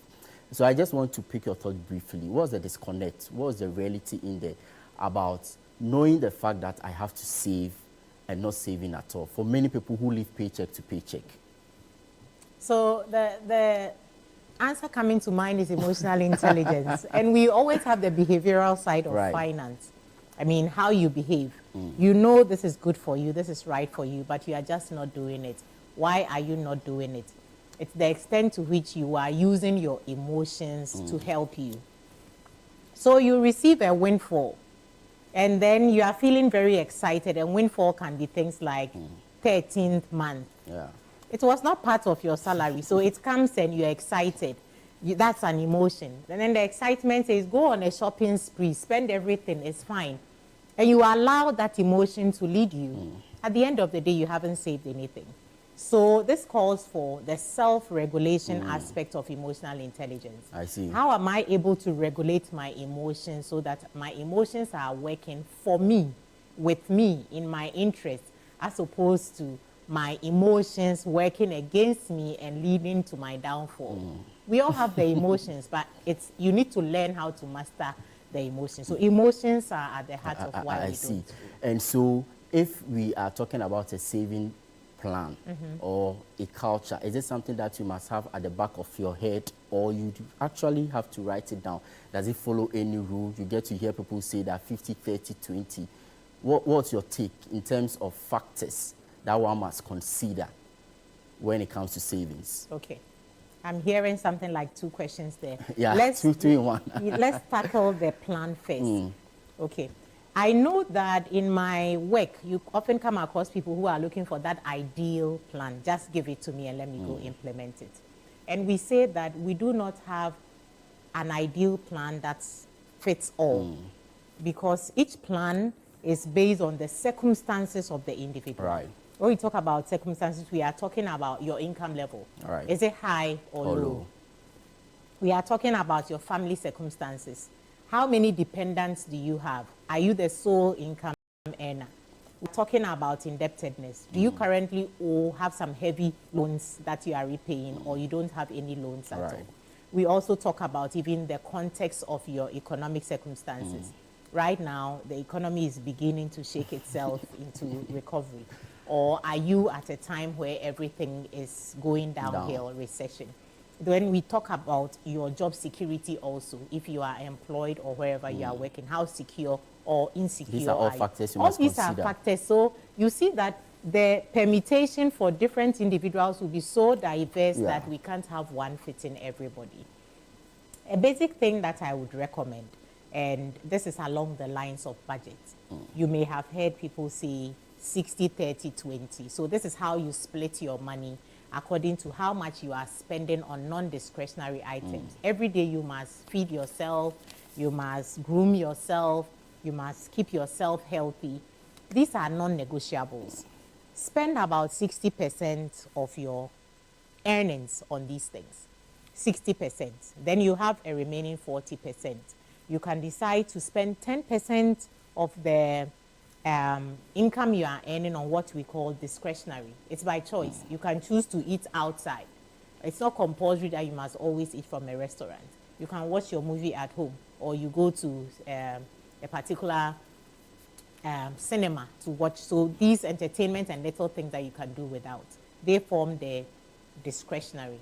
Okay, so you can choose to not have them. Have some 10% against that. And then the remaining 30%, I said 60, 10, 30. I'm mindful that a lot of Ghanaians tithe, and I encourage it. So let's say of the 30, 10 is going towards tithe, and the 20% should be going towards savings.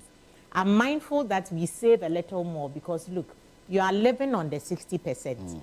The 20% you are setting aside is contributing towards the future, what you are going to live on.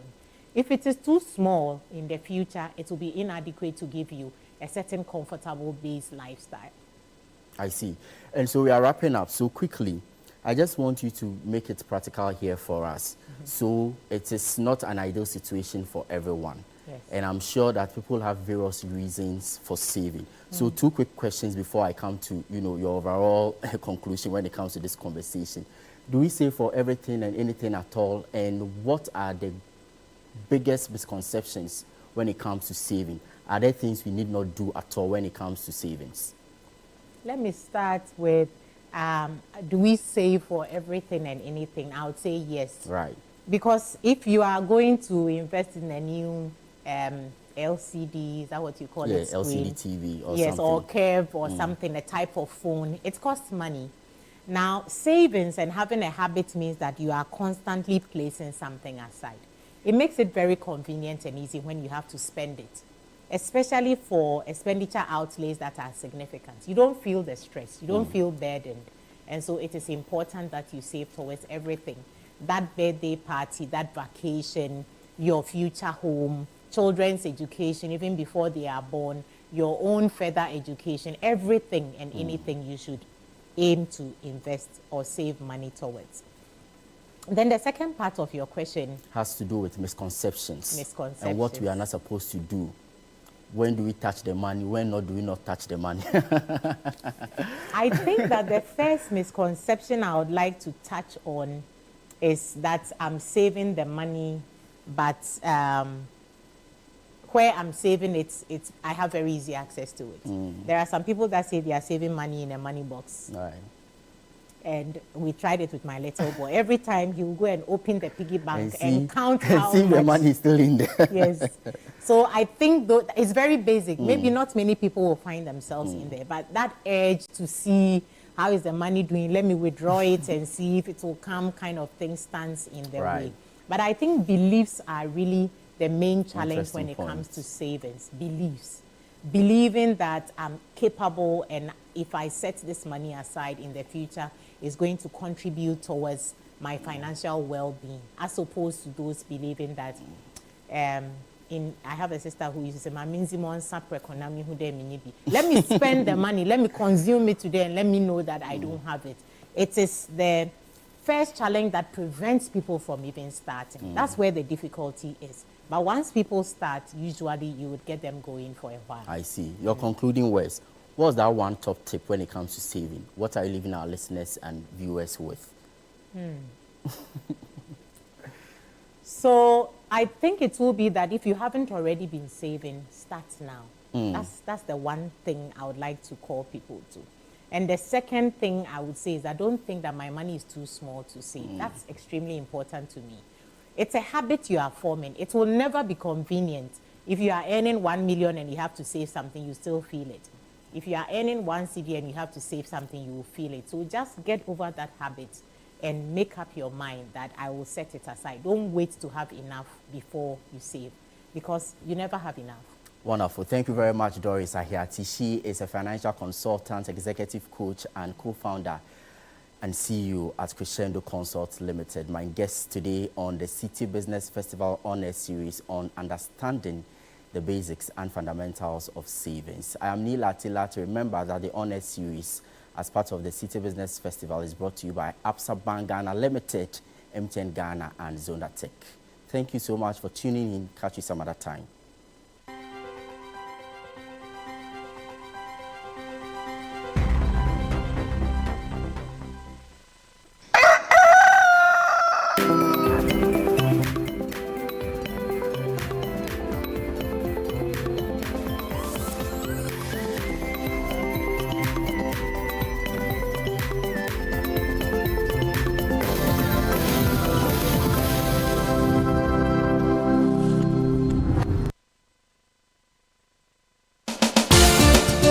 Where politics meets power, where the tough questions are asked. Welcome to Face to Face.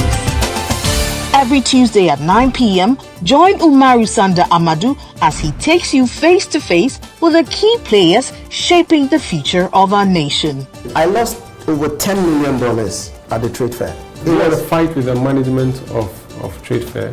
I don't have a fight with them. I just deplore the way they went about what they did. Let's talk about the chief prosecutor of the state at the time that you were being prosecuted, Godfrey Yeboah-Dame, the Attorney General. Yes. I think he was directed to jail us. By who? By the system. Boko has been a failure for your government, though. Can't be a failure. You have not solved it. No, you are not praising them, the previous government for solving Yende, which was even a more difficult case. It's quite obvious that from these votes, the people felt that let's just let you go. So they were disappointed in us. You are essentially the worst government in the Fourth Republic. I don't know how you are doing that. If you based on the indicators. Yes, based on the number of people who refuse to come and vote for you. If that is your analysis, then why not? No filter, no boundaries, just the truth behind the headlines. Deep, bold, and unflinching. Face to Face with Umaru Sanda Amadou airs on Tuesdays at 9 p.m. only on Channel 1 TV, where politics gets real.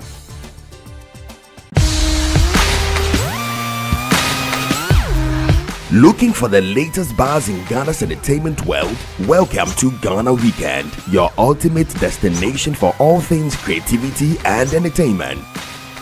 Stay in the loop with breaking news, exclusive interviews, and then insider stories from your favorite creatives and stars. From music, movies, fashion and art, lifestyle and culture, Ghana Weekend brings it all together. Get a daily dose of entertainment, discover new talents, and never miss out on the creativity that defines our vibrant culture. Stay connected with us across all platforms. Follow us on Instagram with the handle Ghana Weekend, on X Ghana Weekend, on TikTok Ghana Weekend, at Ghana Weekend TV on YouTube for the latest in entertainment, travel, and everything Ghana. Don't miss out. Join the Ghana Weekend family today. Ghana Weekend, where entertainment meets creativity. Visit GhanaWeekend.com now.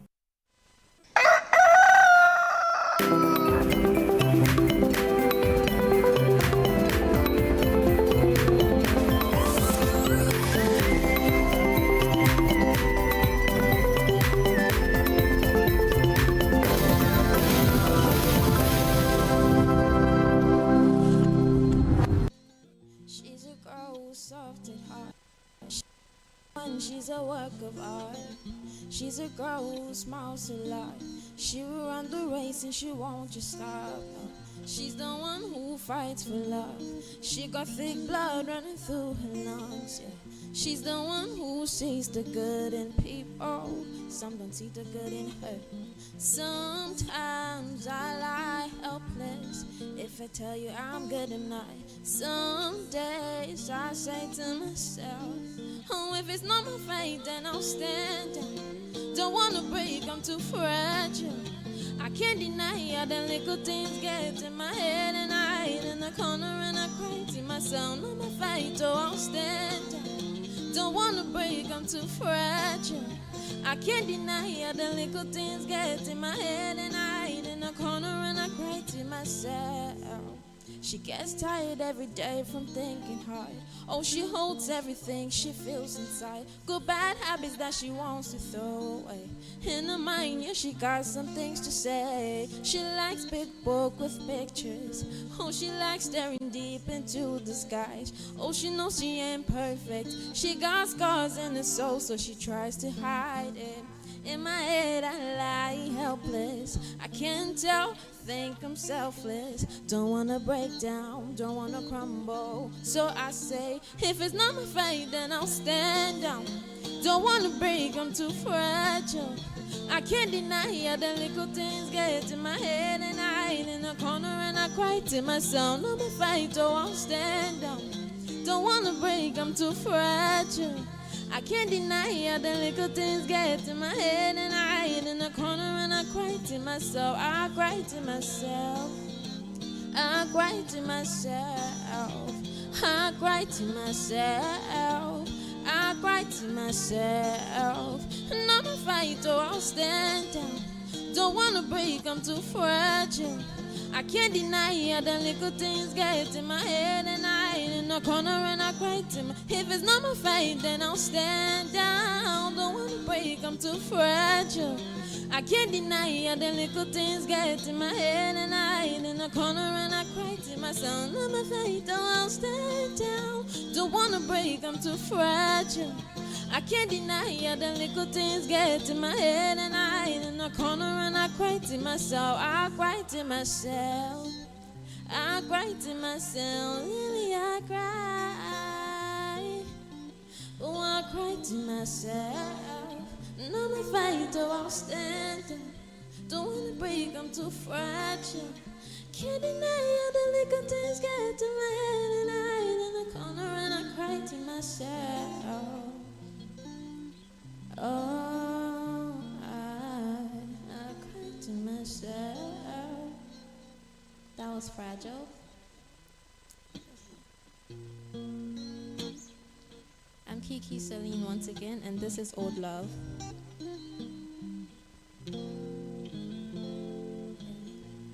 You ain't never paid attention to the things I like.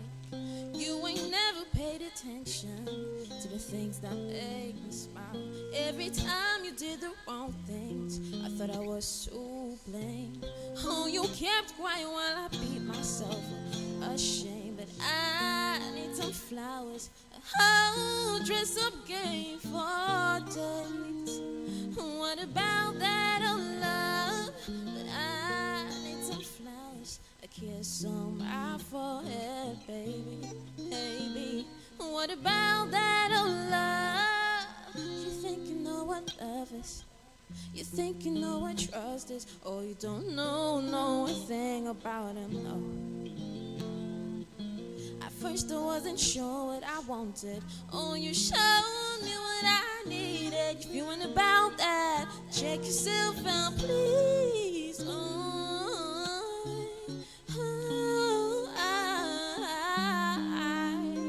I need some 80s love. Oh, no, no.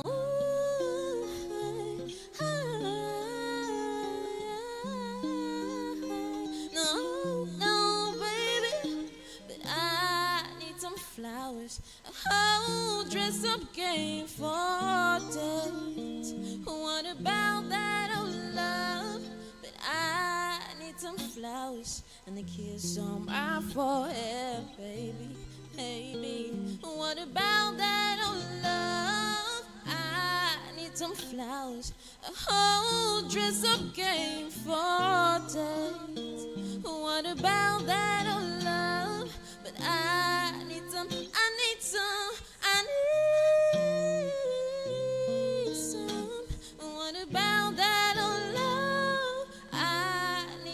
flowers, a whole dress-up game for days.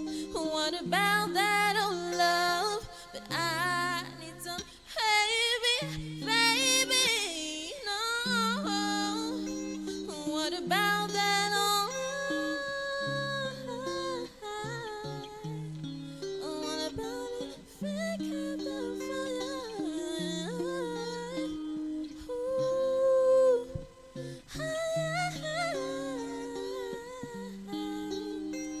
What about that old love? But I need some flowers, a whole dress-up game for days. What about that old love? I need some flowers, a kiss on my forehead, baby, baby. What about that old love? Ooh, yeah. What about it? What about me? What about you? What about me?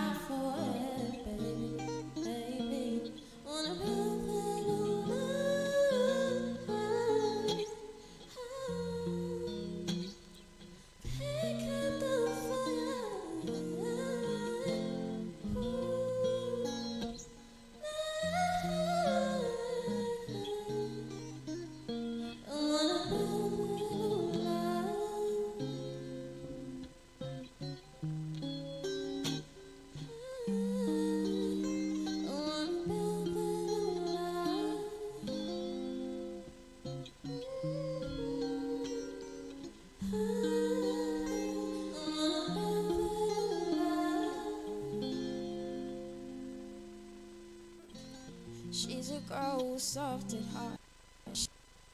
She's a work. I'm Kiki Celine, and this is Figures. Figures. I gave you I to die, and you gave me games. Love. Figures. I know I'm crying, 'cause you just won't change. Love. Figures. I gave it all, and you gave me fake love. Figures. I wish I could do exactly what you did. I wish I could hide you back. Love, what would you do if you couldn't get me back?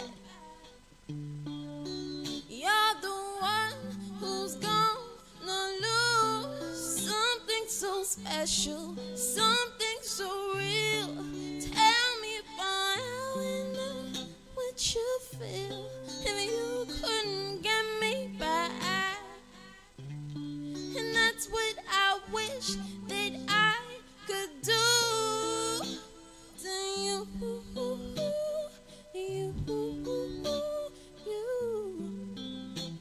No love to you.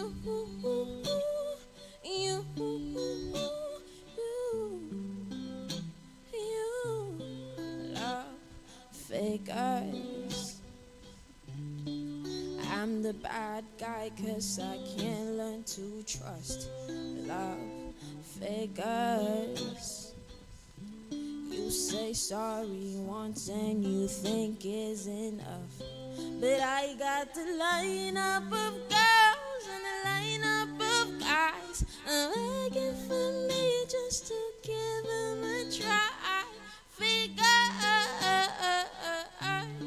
I'm willing to stay 'cause I'm sick for your love. I wish I could hide you back. Love, what would you do if you couldn't get me back? You're the one who's gonna lose something so special,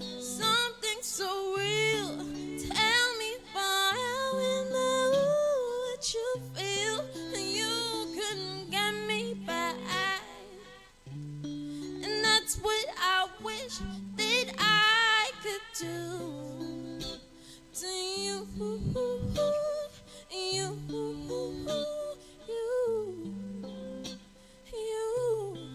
love to you.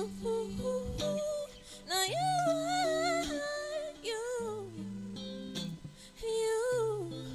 love fake eyes. Oh, no, I fake eyes. No, wish I could hurt you back. Love, what would you do if you couldn't get me back?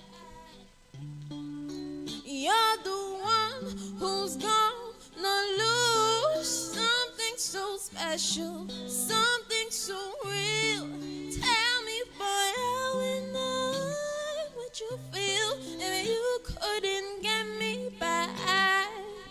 And that's what I wish that I could do to you,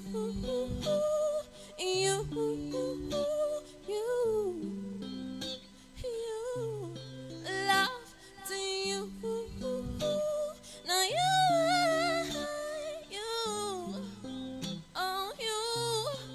love fake eyes. Oh, no, fake eyes. And I wish I could hurt you back. Oh, fake eyes.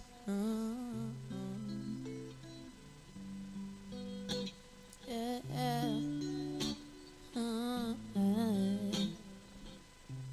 I wish I could hurt you back, hurt you back, hurt you back, hurt you back.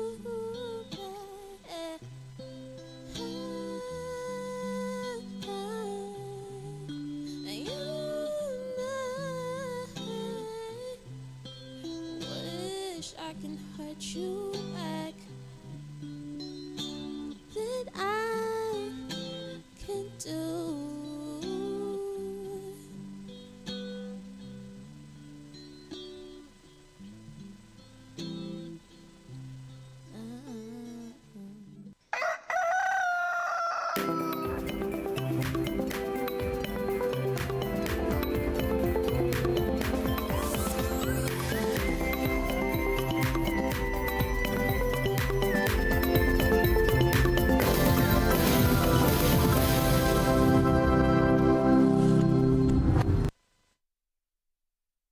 Many thanks for still staying with us here on Breakfast Daily. Now let's bring you what is happening in the world of sport. And Yao Minta is here to share with us updates from the world of sports. Minta, how are you? I'm doing well. How's the weekend?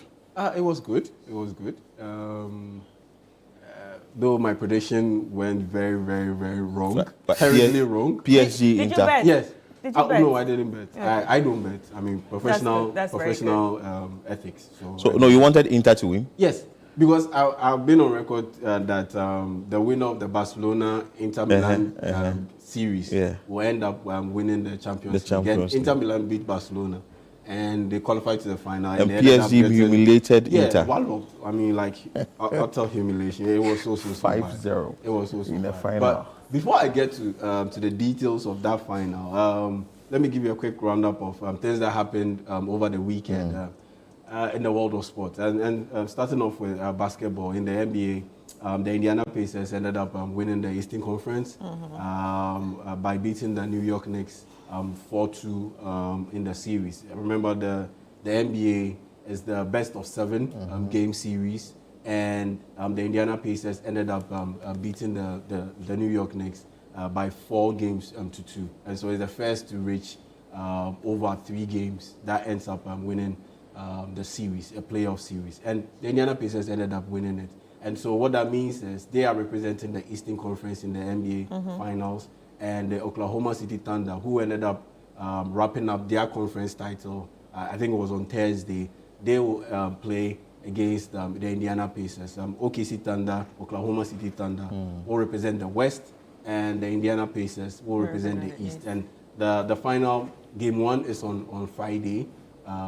That's June June 6th. Yes, June 6th. It's on Friday at June 6th. So again, that's also the best of 7. It varies from league to league, but in the NBA, it's the best of 7 games. So the winner in the best of 7 ends up winning the NBA title for this season. Now, moving on to football, and it wasn't just the UEFA Champions League that was played out this past weekend. The CAF Champions League also final also got played in Egypt. In Africa, it's 2 legs. So you play 1 home and 1 away match. We don't have a neutral venue in Africa. We don't play a neutral venue like we do in Europe, like they do in Europe. And so in Africa's Champions League final, you had Pyramids of Egypt taking on Mamelodi Sundowns of South Africa. In the first leg, it ended 1-1. And in the second leg, which took place this past weekend, it was Pyramids of Egypt who ended up beating Mamelodi Sundowns by 2-1. And so the score on aggregate was 3-2 in favor of Pyramids FC.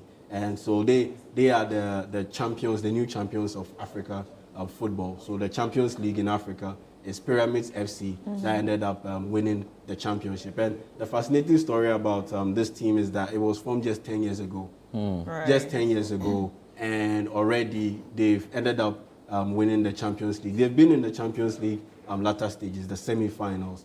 They've been in it for a while, and they've ended up moving. So there's been progression. Yeah, progression, consistent progression. And you just have to admire how quickly their development has been. I mean, a team that got formed just 10 years ago. And in Africa, it's not easy. Yeah. And the fact that they've been able to be consistently good over the past 3 years, and finally they got over the hump and ended up winning the Champions League title by beating an established team like Mamelodi Sundowns, or South Africa. And that is no easy feat. So, yeah, congrats to Pyramids FC. You guys have done so wonderfully well. And, look to see you guys in the coming years as the new powerhouse in African football. And, you know, with Egypt, they have a lot of big historical clubs like Al Ahly, Zamalek, Ismaili, those teams. And now Pyramids FC have added their name to that extensive list. Now, to everyone's favorite Champions League, that's the UEFA Champions League. And yeah, on Saturday, it was a demolition exercise, more or less. Because, look, I did not see this coming. PSG demolished Inter. Oh, they absolutely demolished Inter. Right. Is it that Inter didn't sit up? Yes, they didn't sit up. They didn't come on the pitch with a plan? They came with a plan, but no matter how good or great your plan is, if you can't pass the ball very well, yeah, it will be a problem. Yeah, they ended up gifting possession upon possession to PSG as early as the second minute. They kept on just gifting possession to Inter Milan, especially against to PSG, against a team that is more athletic and faster than your team. Inter Milan is the oldest team in the Champions League. Their age, you have a lot of players who are over 30. Henrik Mkhitaryan, Francesco Acerbi, all of those players, they are old. And so you can't keep up with these young PSG players, Desiree Doué, Bakola, Joao Neves, Vitinha. You can't keep up. So the best thing to do is to retain possession, pass the ball very well so that you can get your foot on the ball. But if you keep on gifting the ball away to PSG and you can't keep up in terms of their speed, yeah, you'll definitely get run over. An argument also being made is that PSG has been able to win the Champions League without the stars or the the Neymar. That's what their new sporting director became. Yeah, Messi, yeah, those guys. Yeah. And that's why Mbappe is trending. Yes, because a lot of people are throwing shade at him. A lot of people are throwing shade at him and Messi too. That you guys came in with all that aura, big egos, big status, and you still couldn't end up getting it done. But to be fair to Neymar and Mbappe, I mean, they got to the Champions League final under Thomas Tuchel, but they just didn't end up winning it. I believe they lost to, it was Bayern Munich. At the time, Robert Lewandowski was at Bayern Munich. And so, they tried a little. Wasn't it luck that just eluded Inter Milan? And it was just a lucky day for PSG. 5-0 has nothing to do with luck. No. 5-0 is too consistent. No, 5-0 has nothing to do with luck. Look, and you could tell that, the players were hurt, but they weren't broken. Because if you lose by 5-0, it's a shell like it's more like we got utterly humiliated. Like there's nothing we could have done. But let's say you lose by 2-1. Let's say the final minute, last 2 minutes, then you concede a goal. That is heartbreaking. That one, you know that you were this close. But with this, the first half, it was more or less wrapped up. More or less, it was wrapped up in the first half. And look, PSG could have scored what? They scored 5. They could have scored 7. Oh, really? Oh, yeah, they could have scored 7. Easily scored 7. That Bakola chance. And there was another big chance also that came up to Desiree Doué. They could have scored 7. And in that instance, when you lose this heavily, it's not that, oh, you didn't have a plan or you should be disappointed. It's that you just didn't have it. It's not like you weren't unlucky. You just didn't have it on the night. PSG had it on the night, and everything that they had planned in the lead up to the game, it just ended up working so well on the night, and they ended up winning by a massive margin. The last time we had such a big score line in the Champions League was, I think, the 94 final, where AC Milan beat Barcelona by 4-0. That's the last time we had such a major humiliation in the UEFA Champions League final. And PSG topped it up by beating Inter Milan by 5-0. And that is some statement. And I think they were very aggressive because PSG, the French league, has often been called the farmers' league. That PSG are just feasting on teams like Le Havre, teams like Sochaux, very small teams. And the quality is not up there. And so by delivering this demolition exercise, it's a statement. And in the lead up to the final, PSG beats Arsenal. PSG beats Liverpool in the lead up to the final. And in the group stages, they also ended up beating some English clubs too. In the group stage, they beat Man City too. They beat Aston Villa. Oh, wow. So you've beaten the best in the EPL. Does that mean that their wins were consistent? Yes, their wins were consistent and legit. Yeah. You can't call them. You can't call this luck. You can't call this luck. It's preparation that led to this. So maybe their new coach. No, this is the second. This is second season. Luis Enrique. Yeah, but he was with the previous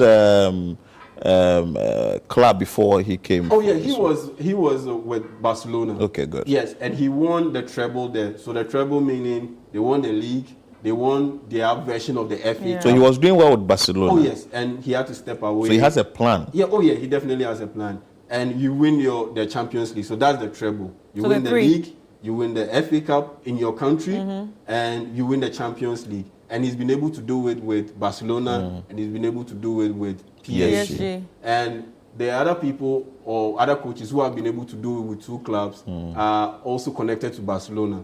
Number one is Pep Guardiola, and number two is Jose Mourinho. Mourinho. Yes, Jose Mourinho there's this picture, I should have added it. There's this picture trending on social media where Luis Enrique and Pep Guardiola were footballers at Barcelona, and they were with Mourinho, who at the time was an English translator for then Barcelona head coach. Wow. Yes, for then Barcelona head coach. And so all three men have been able to win the treble with two teams, because Mourinho did it with FC Porto and he did it with Inter Milan.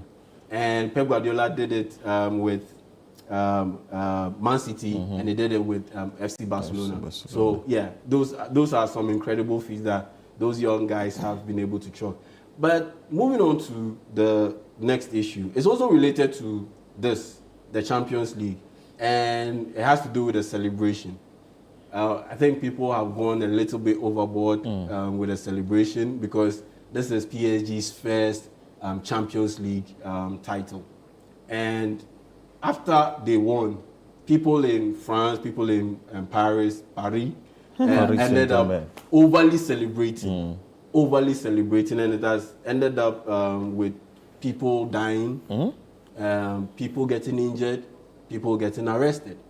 And coming into the studio, it's been confirmed that 2 people have been are dead. One was riding a scooter in Paris, and he got hit by a vehicle. In people celebrating the win. Another young chap, 17 years, in the town of Dax, got stabbed in the chest. And 192 people have been injured. They were over-jubilating. Wow. Yeah. Over-jubilating. 192 people have been injured, and over 400 people have been arrested. And a firefighter is now in a coma. And multiple shops like this got looted, and their glasses got broken. And it's just a mess, to the point that even the French President Emmanuel Macron has delivered a statement, and he's called it shameful the acts that have come after the Champions League win for PSG. And so, yeah, people are going a little bit overboard with the whole celebration, and it has ended up in a lot of chaos and people dying and people getting injured. And so, according to the French Interior Ministry, over 400 people have been arrested, 192 people have been injured, and 2 people have been confirmed dead because of celebrations related to PSG's Champions League. And this is the second incident of, crazy celebration that we actually the Liverpool and then this one. The Liverpool issue. A guy just ran through the vehicle. But it's funny, or it's ironic how this always happens when it's football. You don't hear this in NFL. You don't hear this with NBA. It's always football. You hear it with Africa football. You hear it with English football, even French football. So I don't know. I think what is it? Yeah, I think some other sports are individual. So if the person wins, you celebrate the person. But football is like collective. And also with other sports like the NFL, the American football, the league, they celebrate, but you don't necessarily hear about it too much. I think because in these parts, we aren't necessarily connected to American football, because I think several people got injured, several people got arrested when the Philadelphia Eagles ended up beating the Kansas City Chiefs to win this year's Super Bowl. And so, it happens, but because those sports aren't necessarily popular over here. Chris, the kind of excitement football we don't gives, necessarily get to hear them. But football, and in fact, someone going into the weekend and know that I have a match to watch is even sorted for the weekend. And especially in France, because most of the guys who play for PSG, they are direct sons of African immigrants. And there's this crackdown on African immigrants